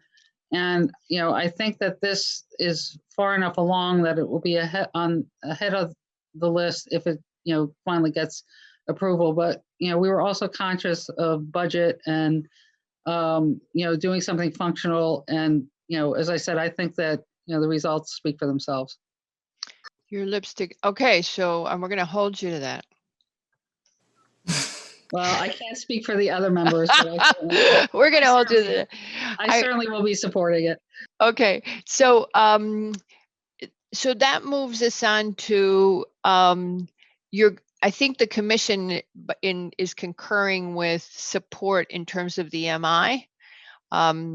I was the one struggling the most, and I got myself over the hump. And that leaves us with, does anybody have any site plan issues left? We know it's a return to ARC. We know that DPW wants some changes before final. Is there anything else on the site plan that you all wish to comment on? Yeah, just quick questions. I think with Mr. Overton, it was actually discussing whether the tree islands in the parking lot could be used to recharge water. I know everything seems to be draining towards the rain garden, but if the parking lot is being regraded, could they actually catch some of the water as it's being drained? In addition, I appreciate actually what was done with the driveway in the front and consolidating the walkways and the entrances and exits. That's a really great idea. It kind of solves that bigger issue of crossing and connecting the parking lot on the west to the site on the east. Just a quick question: if the driveway in the front is available to accommodate two cars passing each other, so there's no log jam there. And then went to TSKP. One of the drawings we saw had solar panels on the roof. Question was, what was the intent of the solar panels? Was it electricity or hot water? And then Mr. Minnelli, you had talked about a fence along the property line with the railroad. You said it was a split rail fence. I'm just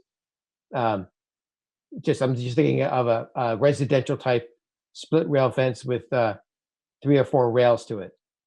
So if we just can answer that, that'd be great. Nick, I'll go first, and then Darren, if he's on, will answer about the parking lot and the front driveway. The split rail fence, I guess for conversation's sake, would be something like a 3-rail split fence that you would see in a rural setting. There's been some discussion whether we put a wire mesh behind it so that you can't go through the rails. We haven't gotten to that conclusion yet. And that would be along the southern borderline, along the rear of the trees that currently exist. There's a right of way there that the town has to support. And we're not talking about putting it on the far side of the right of way, but closer to the building.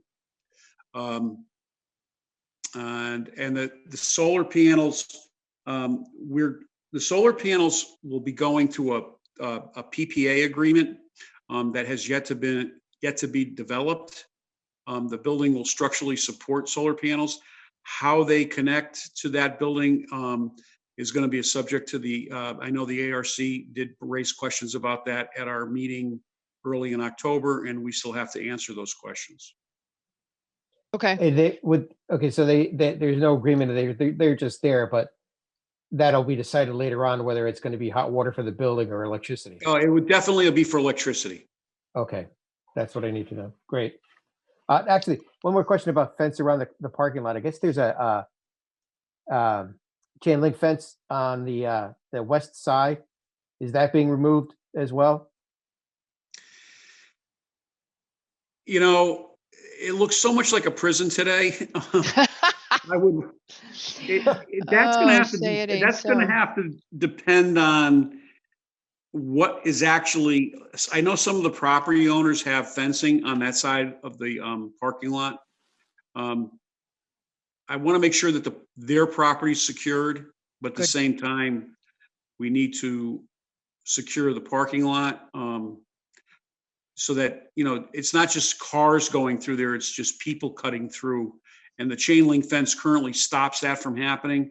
We're going to have to take an audit of what is actually along the western boundary of that parking lot, whether the property owners have a fence, a blocking fence or nothing. And then we'll have to make a determination. Okay, great. Thank you. Okay. Any other questions from the commission? I just wanted to ask, are these trees that you're going to be planting in the parking lot, are they going to be shade trees or what kind of trees? Again, I'll defer that to Darren if he's on. Darren, can you answer that?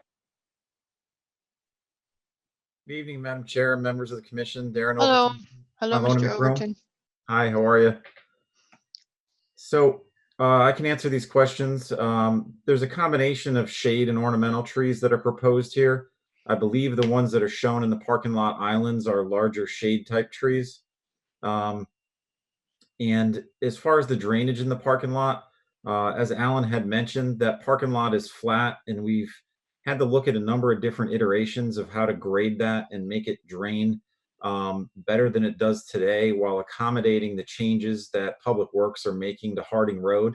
As you know, Public Works is making improvements out there because there have been some issues in the past with drainage. So as part of the improvements to the road, they're making efforts to improve the drainage. We looked at one point trying to put an island down the middle.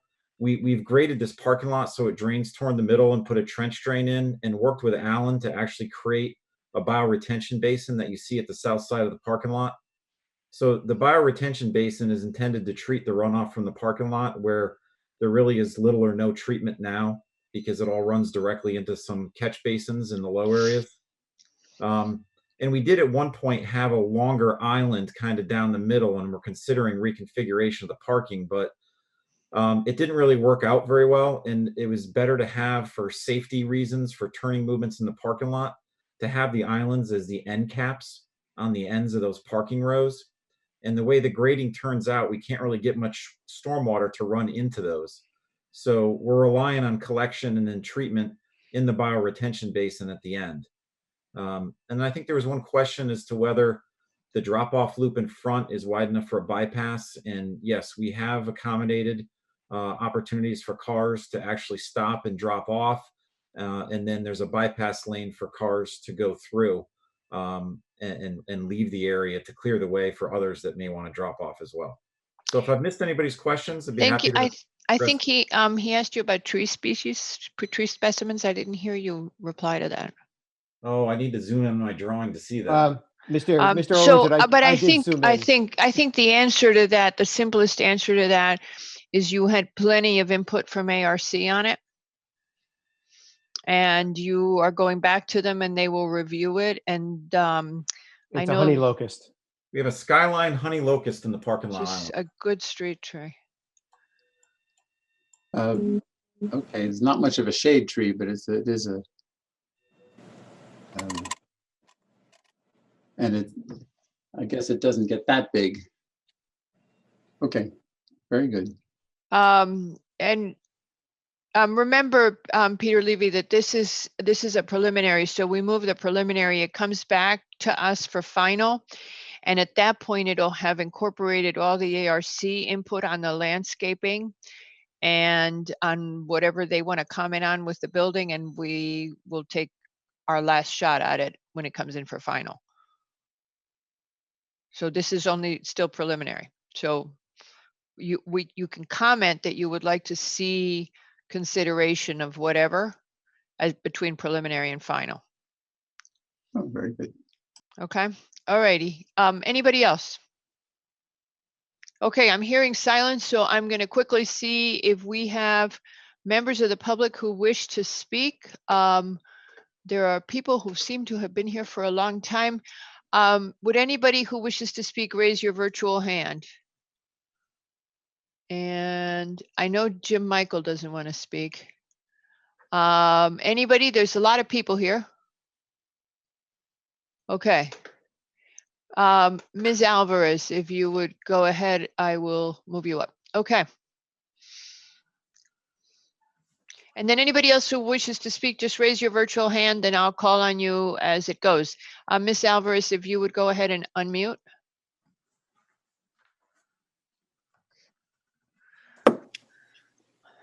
Good evening, Commissioners. This is Francia Alvarez from the Greenwich Tree Conservancy.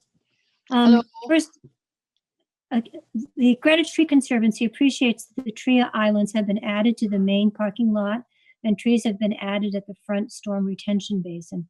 I'm a little confused, though, that the applicant newly stated that the redevelopment will impact a few large trees. In the plans that were submitted in September, 19 trees were shown for removal. So I was wondering if you could please quantify exactly how many trees will be removed in the latest plans. That's question number one. And also, I wanted to mention that the Civic Center falls within the East Coast migratory flight path for birds. With the extensive use of window in the design of the building, it is important to note that there is potential for possible window strikes by birds. So I would ask that birds be considered in choosing which type of glass is used. In addition, I would like to add that migratory birds traveling at night are attracted by intense lights contrasted against the night sky, known as the beacon effect. These lights can thoroughly disrupt birds' ability to navigate, effectively trapping them around the light. So I know that some of the events will go into the evening hours, and I would ask that the beacon effect be addressed to protect our migratory birds.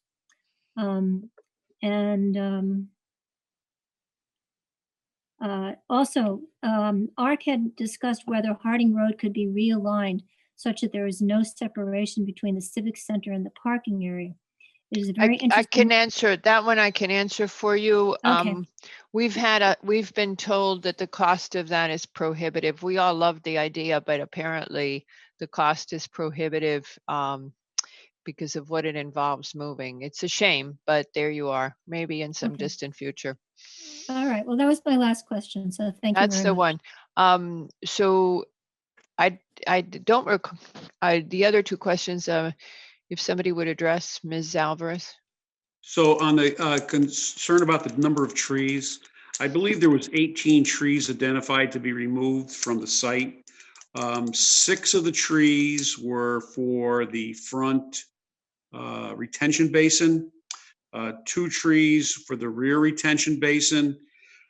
7 trees are small caliber or trees that the tree warden requested to be removed. I walked the site with the tree warden. We took an inventory of all the trees. And of the 18 trees, 7 of them he suggested to be removed. That leaves 11 trees. And I said 6 of those were because of the front basin, which leaves 5. We're trying to work the rear retention basin as best we can to possibly save another 2. Okay, good. But there are some trees that will definitely have to be removed, but that number is relatively small. Okay, thank you. And on the migratory birds? We received several questions from the ARC about the glass in the building. Yes, as I saw that. And we will be addressing that in our next meeting concerning with the ARC. Okay. Thank you. All right. So, Ms. Alvarez, you might want to listen into the ARC meeting. It'll be posted. It's not on their agenda tomorrow night. I can't remember what is, but I don't remember seeing. I think they're going to be working out. Marita, we haven't submitted Okay. to them, resubmitted to them yet. Okay. All right. Okay. Anybody else have any questions? Anybody from the public wish to? The basin effect. Excuse me? Oh, the basin. Beacon Go ahead. Beacon effect. That's the thing that ARC raised. It's because of the glass, and at night when it's lit. I know what it is. Oh, okay. But ARC's asked them too, and they're going to answer ARC. So Okay. you're leaning towards figuring it out so the birds don't crash into your glass, right? Well, actually, the ARC asked about the sunlight during the setting sun shining into the building, and about the largeness of the glass in the building. So not specifically about birds, but once we address those issues, the bird issue will come around with it. Well, there were 2 bird issues. One bird issue was the bird striking the glass, and the other bird issue was the pattern, the flight pattern being disrupted, because when the birds see the light, they tend to circle around it, I believe. And so that's 2 separate issues. I think that Ms. Alvarez was saying if there's night meetings with a lot of light, to be attentive to the fact that this light can disorient the birds. We'll take in consideration both of those issues. A lot of buildings, realizing that a lot of buildings are lit at night for night meetings, we will take in consideration the amount of glass in the building. We do want to bring natural light in the building during the day. That was a concern of the committee, to bring in the surrounding environment, the fields, and the natural light. But we might need to rethink some of that. Okay. All right. We'll see how it goes. Maybe I'll comment on in the city, some of these glass buildings have had to incorporate a kind of a patterned film that's applied to their the exterior of the building to help with the problem with birds flying into the building. And I wonder if that's appropriate here at all.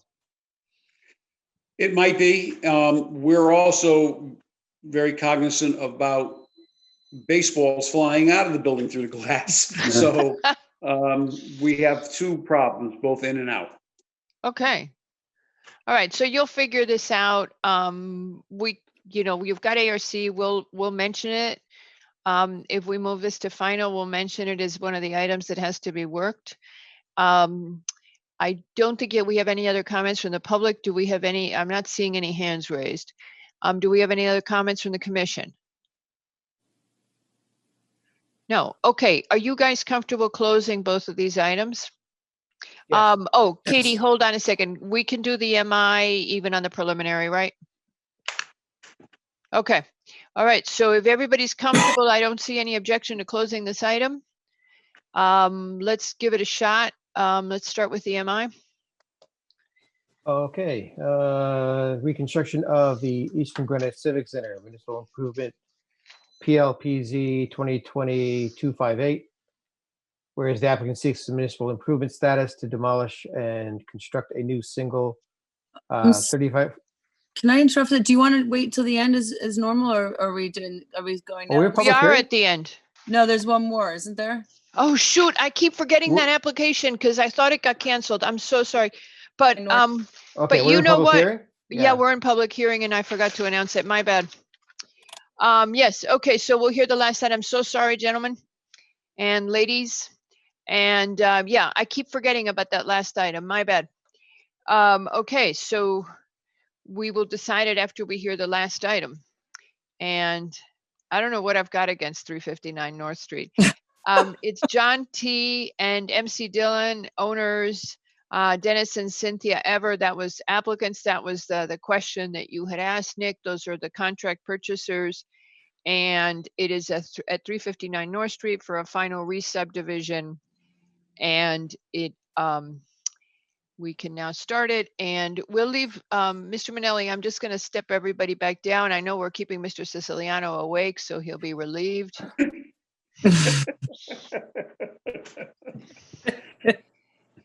Okay, and with that, so we're good. Who's representing the applicant? Mr. Hegney. Mr. Hegney. Yeah, I even saw you there and was wondering why you were there. Okay, Mr. Hegney, if you would go ahead. Sorry. Thank you, Madam Chair and members of the commission. Tom Hegney for the applicants. This is a subdivision that was approved in 1978. It created 3 lots and a reserve for park and playground purposes area. This application combines the lots 2 and 3 of that subdivision and reconfigures the open space. It was 15% of the entire area, 3+ acres. We're maintaining that 15% with this reconfigured open space parcel. We've received comments from engineering, sewer, and zoning enforcement, which had no issue with the application. Conservation had a few comments. They wanted us to rename the park and recreation area to open space. We have that done on our map and also on the revised declaration of restrictions, which I submitted to staff. Pat, could you bring up the most recent 2 maps that I sent you today? You know how much we don't like that. I know, but you're going to love it when you see what it looks like.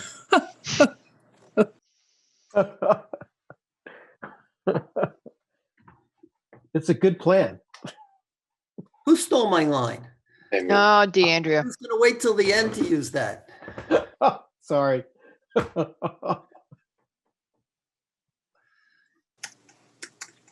Mr. Hegney, it was just 1 sheet, right? Correct? There were actually 2, but one was outlining what the open space looks like currently, and then the second was the reconfigured open space that Mr. DeAndrea did this afternoon. So this is the one that responds to the comments made by the commission members at the briefing yesterday, as well as the conservation comments. We've eliminated the long, skinny area of the open space parcel on the west side or left side of this map.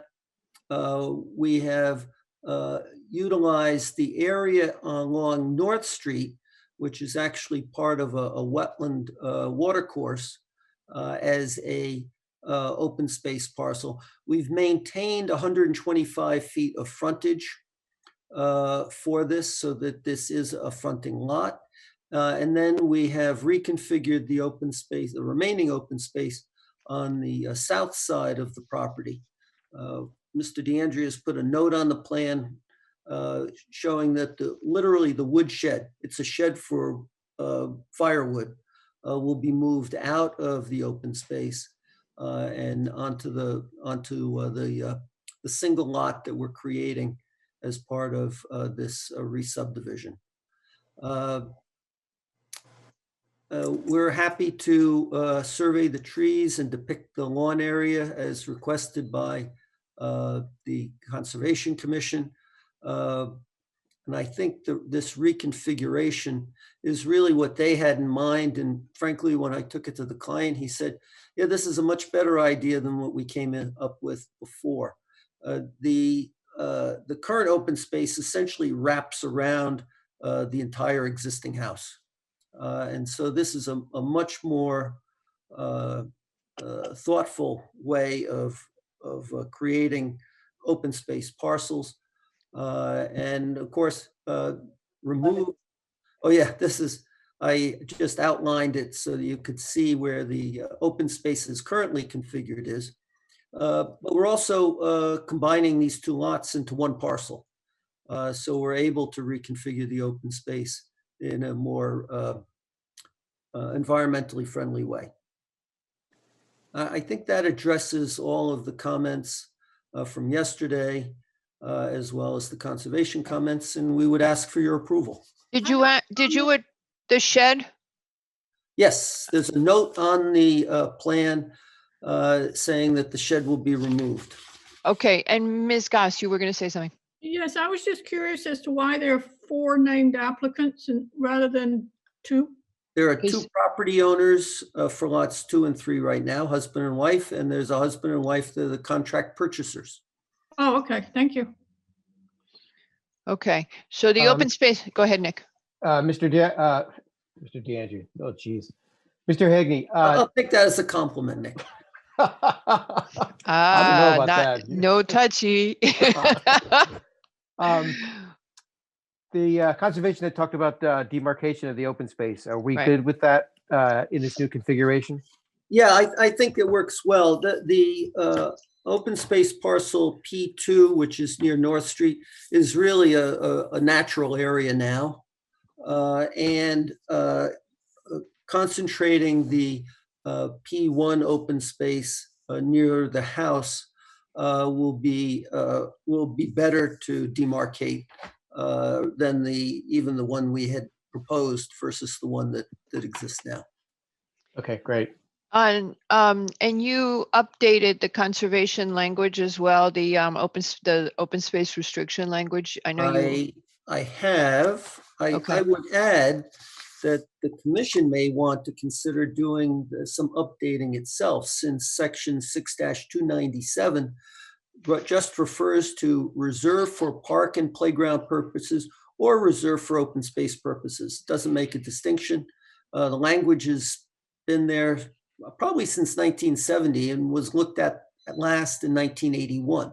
Mm-hmm. So I'm painfully something you may want to think about. I'm painfully aware of the fact that we need to revisit the subdivision regulations, and I'm painfully aware that it's a major project. On the list.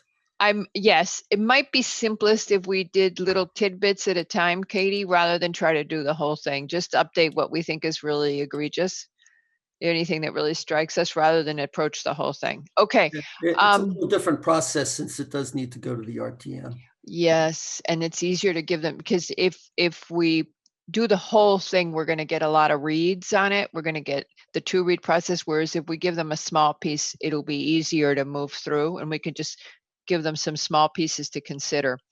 Okay, so I think you've addressed all the outstanding issues. Does anybody from the commission have any additional comments? No. Does anybody from the public wish to speak on this item? No. Okay. No construction. Okay. I think we're good. I don't have anything else that's open. Nick, you're done, right? The demarcation? Yeah, we're okay. set. Oh, there's All righty. one thing with Yeah, go ahead. That Richard Fiminella sent an email this afternoon at about 1:30 saying that he wants to confirm that it's okay to dig up the proposed open space to install a sewer lateral, as well as to repair or replace the sewer lateral and open space in the future. Well, there is a sewer easement that was part of the 1978 subdivision, which runs along the southerly side of the property. And then because we have eliminated the long, narrow portion on the westerly portion, that's no longer in the open space. So that's the area. It runs along from the middle of the lot on the south side. It runs to the southwesterly corner and then north to the northwesterly corner. That's the 10-foot wide sewer easement. And then it runs essentially from the middle of the lot to the west to Sparrow Lane, which is where the town's sewer main is. Because there is, as Mr. Feminella points out in his report, there's no sewer line in North Street here. This all runs to the west.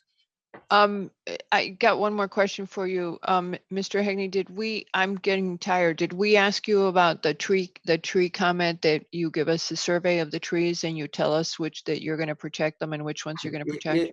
If I didn't cover that in my remarks, I meant to, because I had a note here.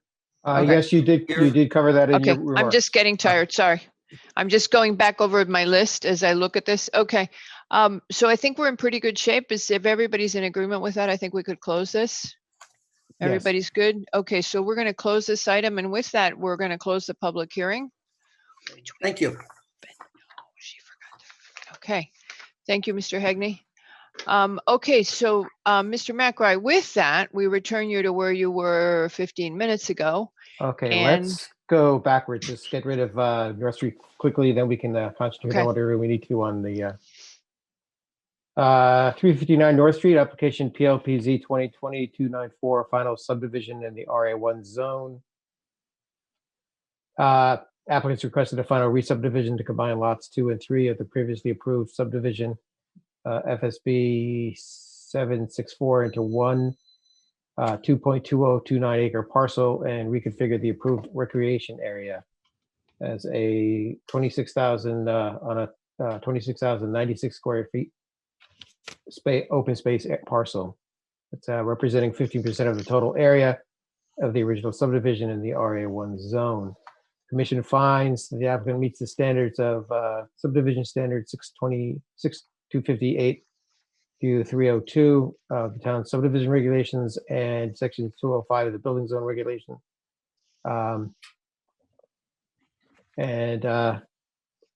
Commission finds that this is neither a subdivision or a re-subdivision. Conservation issued comments on 1110 requesting additional consideration be made to existing site conditions. Zoning issued comments dated 11/6/20 indicating the need. Oh, got the wrong one.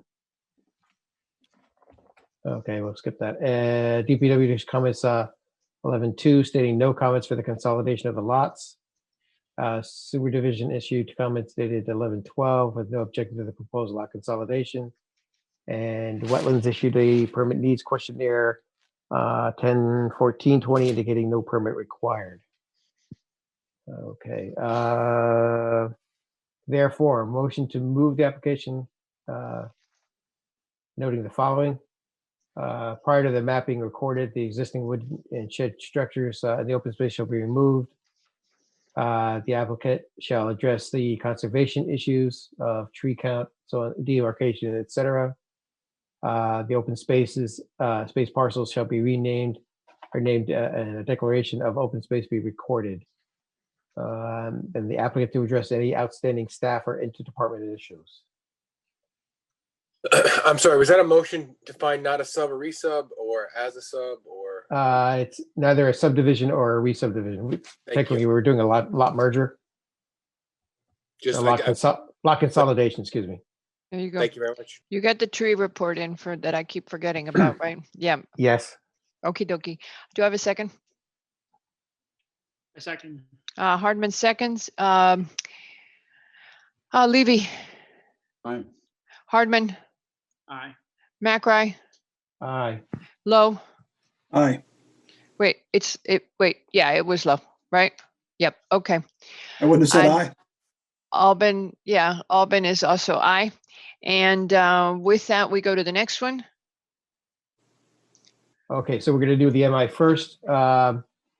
reconstruction of Eastern Greenwich Civic Center Municipal Improvement, PLPZ 2020-258. Applicant seeks municipal improvement status to demolish and reconstruct a new single 35,482 square foot building at 90 Harding Road in Old Greenwich. The commission finds that a meeting held on August 13, 2020, the Board of Selectmen voted to approve the referral of the MI to the Planning and Zoning Commission in accordance with Section 699, or Section 99A2 of the Town Charter. And as indicated in the 2019 Plan of Conservation and Development, the proposal is consistent with guiding principles 4.1C, 4.2D, 4.3Q, 4.5G, and 6. Perfect. Therefore, a motion to grant municipal improvement status in accordance with Section 99A2 of the Town Charter. Do I have a second? Second. Levy seconds. On this one, it's Victoria. Victoria. Your Yes. vote. Aye. McRae. Aye. Hardman. Aye. Levy. Aye. Albin. Aye. Okay. Nick, the next one. Okay, reconstruction of the Eastern Greenwich Civic Center, preliminary site plan PLPZ 2020-257 in the R7 zone. The applicant is requesting a preliminary site plan and special permit for demolishing of existing structures and the construction of a new single-story 35,482 square foot building. The commission finds that the MI has been granted for the project, according to Section 99A2 of the Town Charter. Zoning issued a memo dated 9/29 stating the proposal meets the requirements of the building zone regulations. ARC reviewed the application at their 10/7/20 meeting, requesting a return for further review. Engineering issued comments 11/9/20, requesting resubmittal prior to final site plan. The applicant has reduced proposed parking to 218 spaces to allow for additional landscaping in the western lot. And Inland Wetlands reviewed and approved the application at their 10/26/20 meeting. I think I've got that right date right. I just want to make sure. Therefore, motion to move the site plan to final with the following comments. The applicants to return to ARC to address their concerns and outstanding issues. The applicant shall address engineering comments, and the applicant shall address any and all remaining staff or interdepartment issues. We need to talk about the trees and the consideration of migratory birds and the DPW issues. Just specifically, that's what we have open right now was the DPW. Engineering comments I have. Okay. What do you want to say specifically about the trees? Because there is a tree replacement plan to offset anything that's being removed. I think the easiest thing might be if, that we've got ARC reviewing it. I mean, to your point, you just said it's going to go to ARC. And I think, do you guys agree ARC addresses all of this and it comes back to us because there's the glass. ARC has raised several issues. I don't know if we highlight them in the decision letter, but we say that ARC has raised issues about the planting and the glass. They also have raised those concerns. I don't know if we need to say it. Everybody looks like they're burned out. So it goes back to, they had issues from their meeting. And that's what I said. So it's basically going to those minutes. Let's leave it be. Let's leave it be then. Okay, do I have a second? Second. Levy seconds. All in favor? Goss? Aye. Levy? Aye. Hardman? Aye. McRae? Aye. Okie dokie, and I'm an aye. And so with that, we're done. And I know this was like a really long meeting, sorry. See you guys. We could do better. We could do longer. Only if we keep talking. Only if we get really into the handrail issue again. I was just so happy we start at 5. I mean, what a difference. Madam Chair, I second that. Second. Yeah. The issue with the other subdivision is moot. It's not. We're good. Oh, we're good, because I was just going through all the backup. I just read through the title history. The map was created prior to 24, so it does. Oh yeah, I could have told you the date is 1906. It was just, it's on the land records. That's the thing. It's filed on the land records, but it's 1906. Yeah, No, I knew that. It's a signed map, but not by the commission. Therefore, it wasn't an action that we had. I gotcha. Okay. Could I request that the Madam Chair get more involved in the minutia of these things? Because you don't seem to be on top of it. I wasn't on top of it. I wasn't on top of it. We raised the question if by any chance this was a resub rather than a subdivision yesterday. And the issue was it was a map that was filed in 06. Don't respond to me. It was a joke. It was a joke. Let the record show that she forgot that there was an application at the end of the meeting. Let the record also show.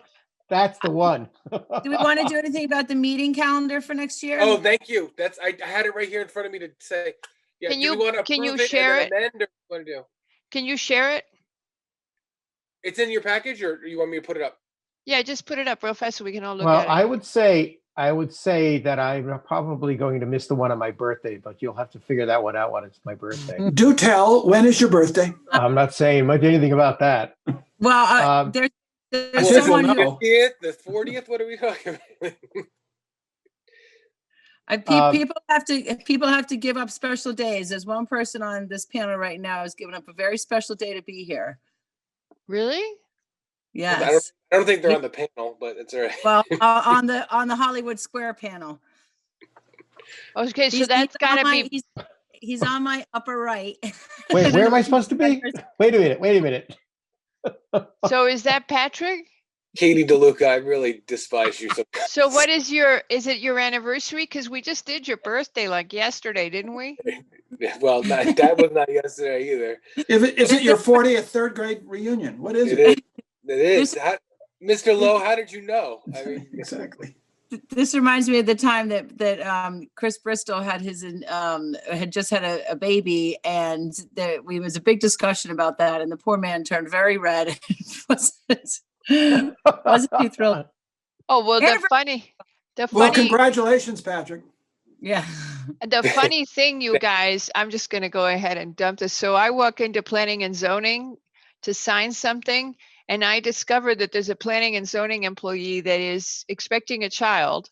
And I had no idea whatsoever that this person has been expecting a child because we're on Zoom, and it's not Mark. And it's not Patrick LaRoe, by the way. That is not the good news or the thing that I missed today. Okay, so Margarita, same thing happened to me. I'm kind of standing there going, "Oh, wait a minute."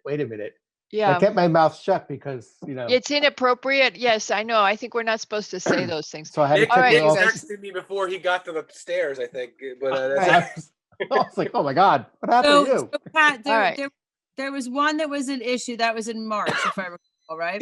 So the last meeting in March is a Wednesday. We could have the Tuesday if the BET was generous and would relocate their meeting from the town hall meeting room. We've asked them. I haven't gotten an answer back, but wait a sec. Wait. I think I know why, Pat, because there's another person we need to ask. I just realized. So is it okay if we approve it? If you guys are comfortable with us, subject to either that Tuesday or Wednesday in March. Can you do it so we can see December? Is there any reason why? Yeah, absolutely. Sorry. No, there are no Zoom meetings here. They're all in person. Well, no, actually, we'll Zoom till the executive order ends, and then we're going to have. We're sort of hoping that they let us continue to be virtual, but the governor may not do that.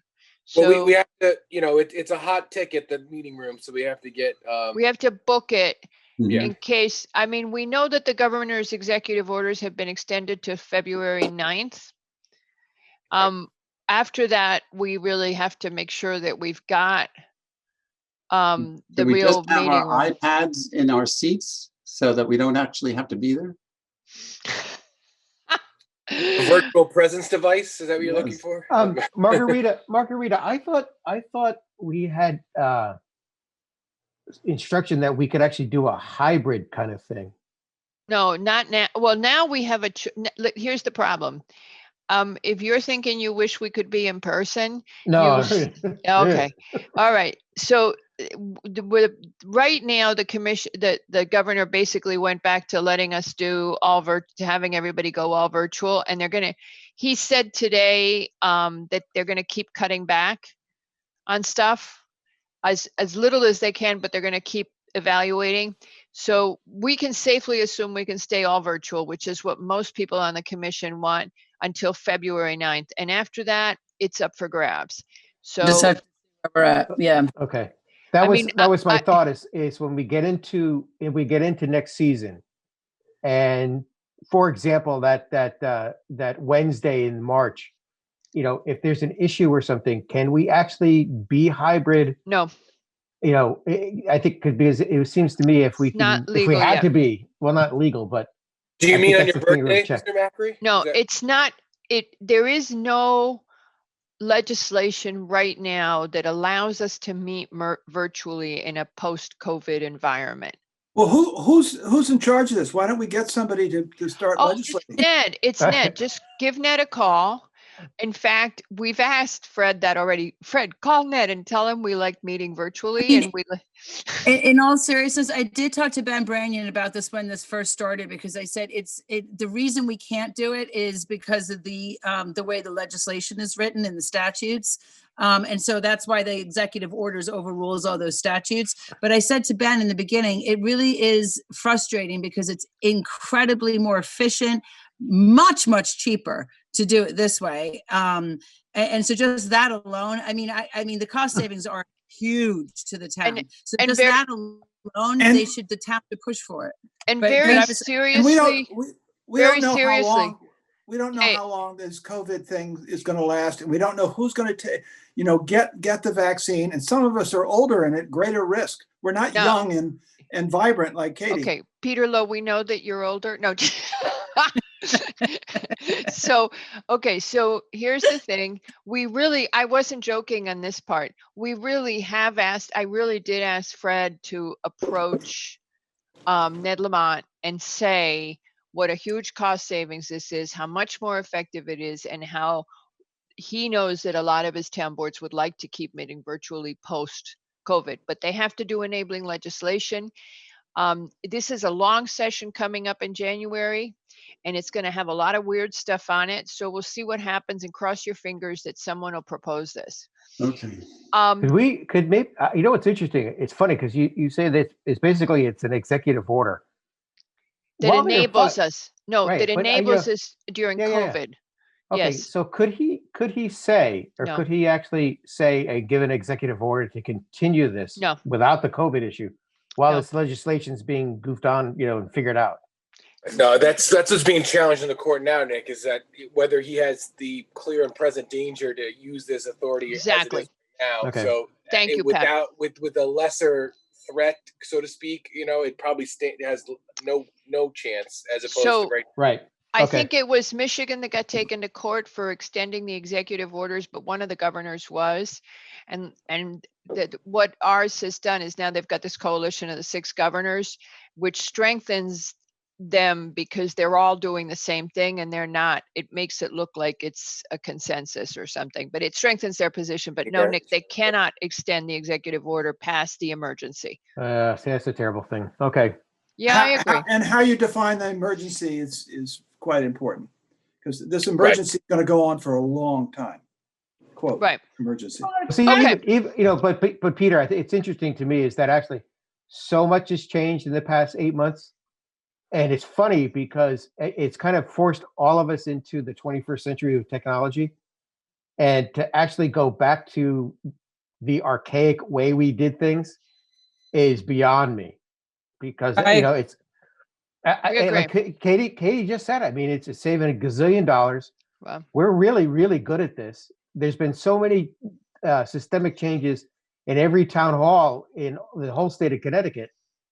What's happened to that poor fellow that would deliver the 25 pounds of paper to my door? Neil Young lookalike or whatever he was. Yeah. David Crosby. Okay, I love that guy. I miss him. Dead ringer for David Crosby. Hey, Yeah, you we guys. need him and Scott Johnson, the Neil Young look. You guys, wait. I got to tell you something. We've got someone who's interviewing to be on P&Z in our public still, and they're going to pull the plug. They're never going to join us when they hear what crazy people we really are.